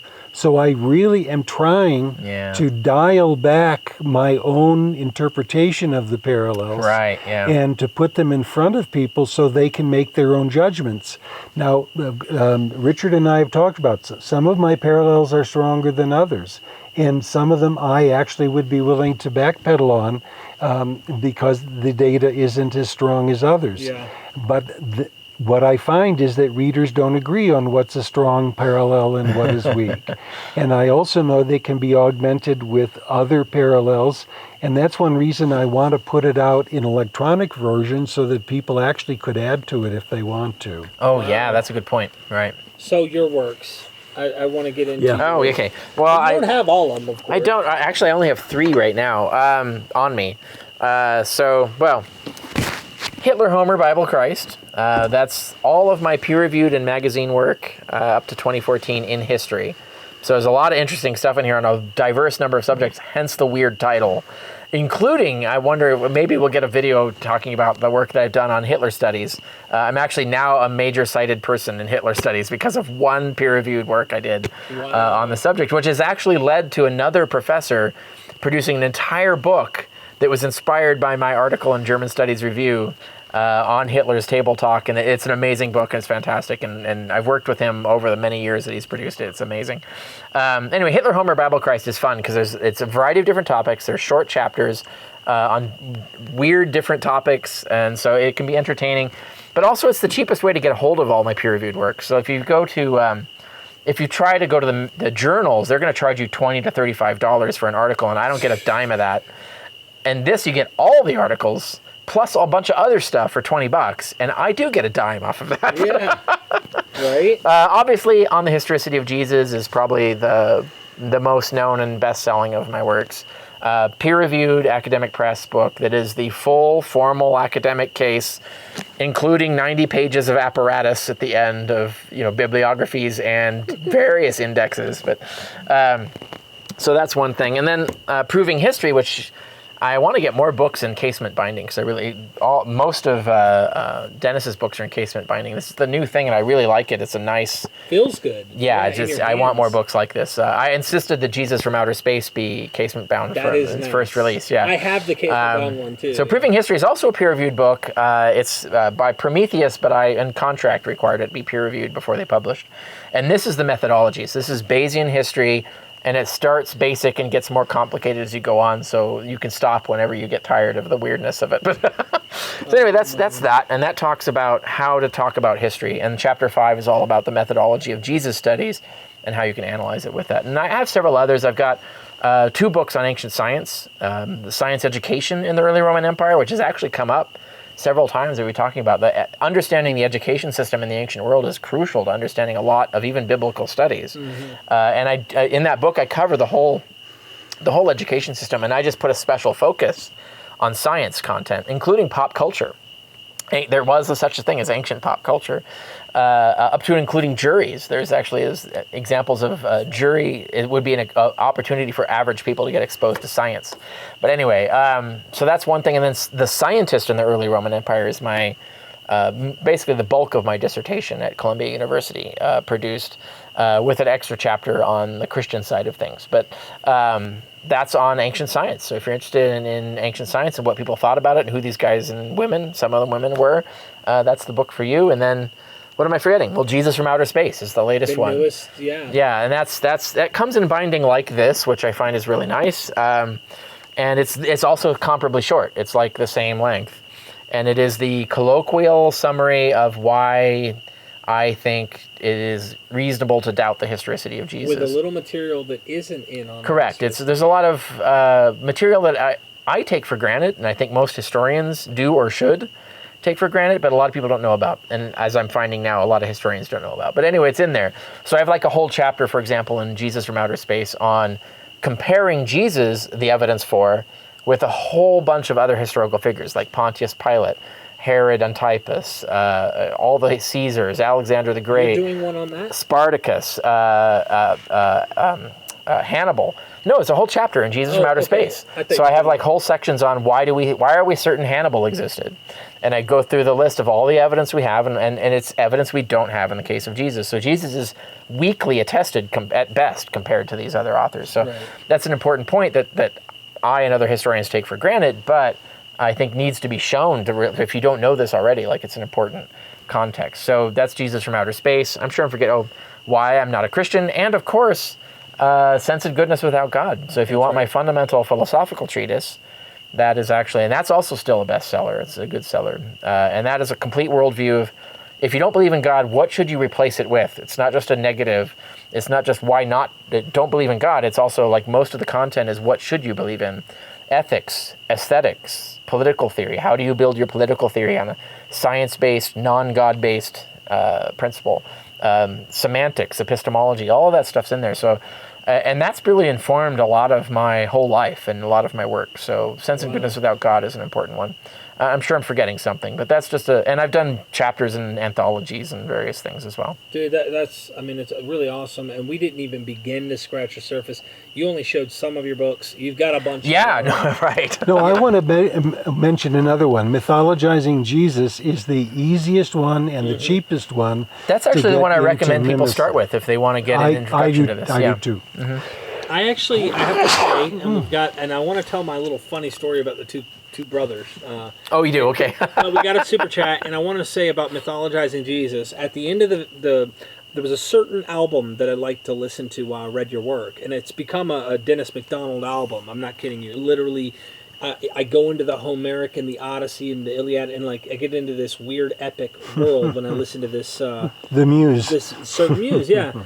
And at the end of your book, you asked your grandson, which one do you like more? The Jesus epic or the Greek epic here with Odysseus, and he said, I like the Greek one better. But which one would you rather be like? You know, like which one shows better morals and stuff? Well, the Jesus one. And I actually teared at the end of that. I was like, this is so good. It was so amazing. So it showed appreciation at the same time. I was like, Yaga yo, appreciate the super chat. I really do. So thank you so much for the support. It says, so Christianity got to Egypt first? What about the Book of Enoch found in Ethiopia or Eritrea? Eritrea. Enoch. We have pieces of that from the Dead Sea, don't we? In the Dead Sea Scrolls. Yeah. It predates, so it is a part of the Ethiopian church's canon. The Ethiopian canon is one of the largest canons of the surviving Christian churches today. They have a bunch of books that aren't in any other Bibles, but Book of Enoch is one, and I think I'm surprised it didn't survive in the canon of anywhere else because it's so foundational to Christianity. There's actually a lot of texts that we rely on the Ethiopian preservation of that we don't have many other examples of from other places. But we have pieces of Enoch from the Dead Sea Scrolls, which is before the Jewish War in Judea. So we know for sure it originated... It's an incomplete version. Correct, yeah, but we can attest that it did not originate in Egypt. It appears to originate outside Egypt and emigrated there, basically. Yeah, that makes a lot of sense. And they date that, for most people are wondering, in the 2nd to 3rd, potentially 3rd century, but mostly 2nd or 1st century BC. No later than 1st century BC, but yeah. No later than what? 1st century BC. Oh, really? No. Oh, you mean no? Yeah. Okay, I'm thinking earlier. It can't be any later than 1st century BC. Well, let me just give a plug for New Testament Apocrypha. Most of the people who are watching this show will know something about the Gospel of Thomas, maybe the Gospel of Mary, the Gospel of Judas. Those, in my view, are among the least interesting of Christian Apocrypha. We also have Apocryphal Acts of Apostles for at least 5 of the apostles, and then a later one for another. And these, we also have apocryphal apocalypses. We have apocryphal letters of Paul and other correspondence. But these apocrypha survive in probably 6 or 7 different languages that no one on the globe can fully deal with. And so there's a group called l'Association pour l'étude de la littérature apocryphe chrétienne in France that divides the various apocryphal texts into language groups. So you have an Ethiopian group, you have an Armenian group, you have a Syriac group, you have a Latin group, you have several Greek groups, Slavonic and Georgic, Slavonic, and the wealth of this information is remarkable. Now, these texts, some of them exist in multiple languages, so they have to be collated and translated and evaluated. And to think that the Christian tradition was devoted to the New Testament and to no other literature, and that the mythologizing process stopped somewhere in the early 2nd century is another myth that needs to be broken. These Christians were very good at expressing their faith with mythology and creativity, and we shouldn't discredit it. We should try to understand it as because people use myth often to express their deepest and most profound truths. And so there are groups, and by the way, many of these texts are still not published, even in the primary languages, and to let alone in English. And there are some, especially Canadians now, that are working on the project to get these texts out in English. Wow. And some of them are absolutely remarkable. I've written on the Acts of Andrew. I've written on the Gospel of Nicodemus. I have some work coming out on that soon. And by the way, this writing of Apocrypha is not all the kooks in the world. It's not heretics only. The great church continues to write these things, and in Greek Orthodox monasteries in Greece, even now, they read these texts as though they were scripture. So the Protestant notion of sola scriptura, Right. and then putting a fence around the Bible and thinking this is the That is a only very kind of Protestant thing, Christian revelation, is so historically anachronistic and limiting that it's one of the reasons that we have the problems with fundamentalism as we do. All right, I'm going to tell that story. We're getting close to the All end. right. So, I was giving a testimony in a preterist church in New York, and I figured I'd let you guys see me when I tell the story. Yeah, 'cause yeah. it's No, got- that's the best way to do it. Rather I'm than standing being, there and rather it's- than being a ghost behind the camera, right? Exactly. Yeah. And I usually am a ghost behind all the cameras that I do on Myth Vision, but when I'm doing my lives and stuff, they get to see me. And but I love to like put you guys on the pedestal and let them see the work you guys do. Like I said, a fox chasing, the rabbit, but I find the groundhogs, and that's you guys finding all the deep stuff in the Yeah, earth that's right. that I would never Good know how to stuff. find. Yeah, right, I'd yeah. never know how to look for it. So there's two brothers, totally horrible, wicked, debauched individuals. I mean, they're like mobsters running the entire town. Everyone hates them. One of the brothers dies. And I'm telling this in front of a church, by the way. Yeah, right. And if I cuss, I didn't cuss at the in the church, but Yeah, yeah. my point, I'm emphasizing. Yeah. These are assholes, like total jerk douchebags. And one of the brother dies. The other brother, who's alive, goes to the local priest and he says, "Listen, my brother just died," and the priest is thinking, "Thank God." But he's like, "What can I do for you?" And he says, "Well, listen, I've got a check right here. I'll put as many zeros on it as you want. If you could just, at the eulogy for my brother, make sure you let everyone know he's a saint." And so the priest is thinking in his head, "No, hell no." And he starts to add some zeros on the check, and he sees these numbers start to build up. And he's thinking, okay, I can do that.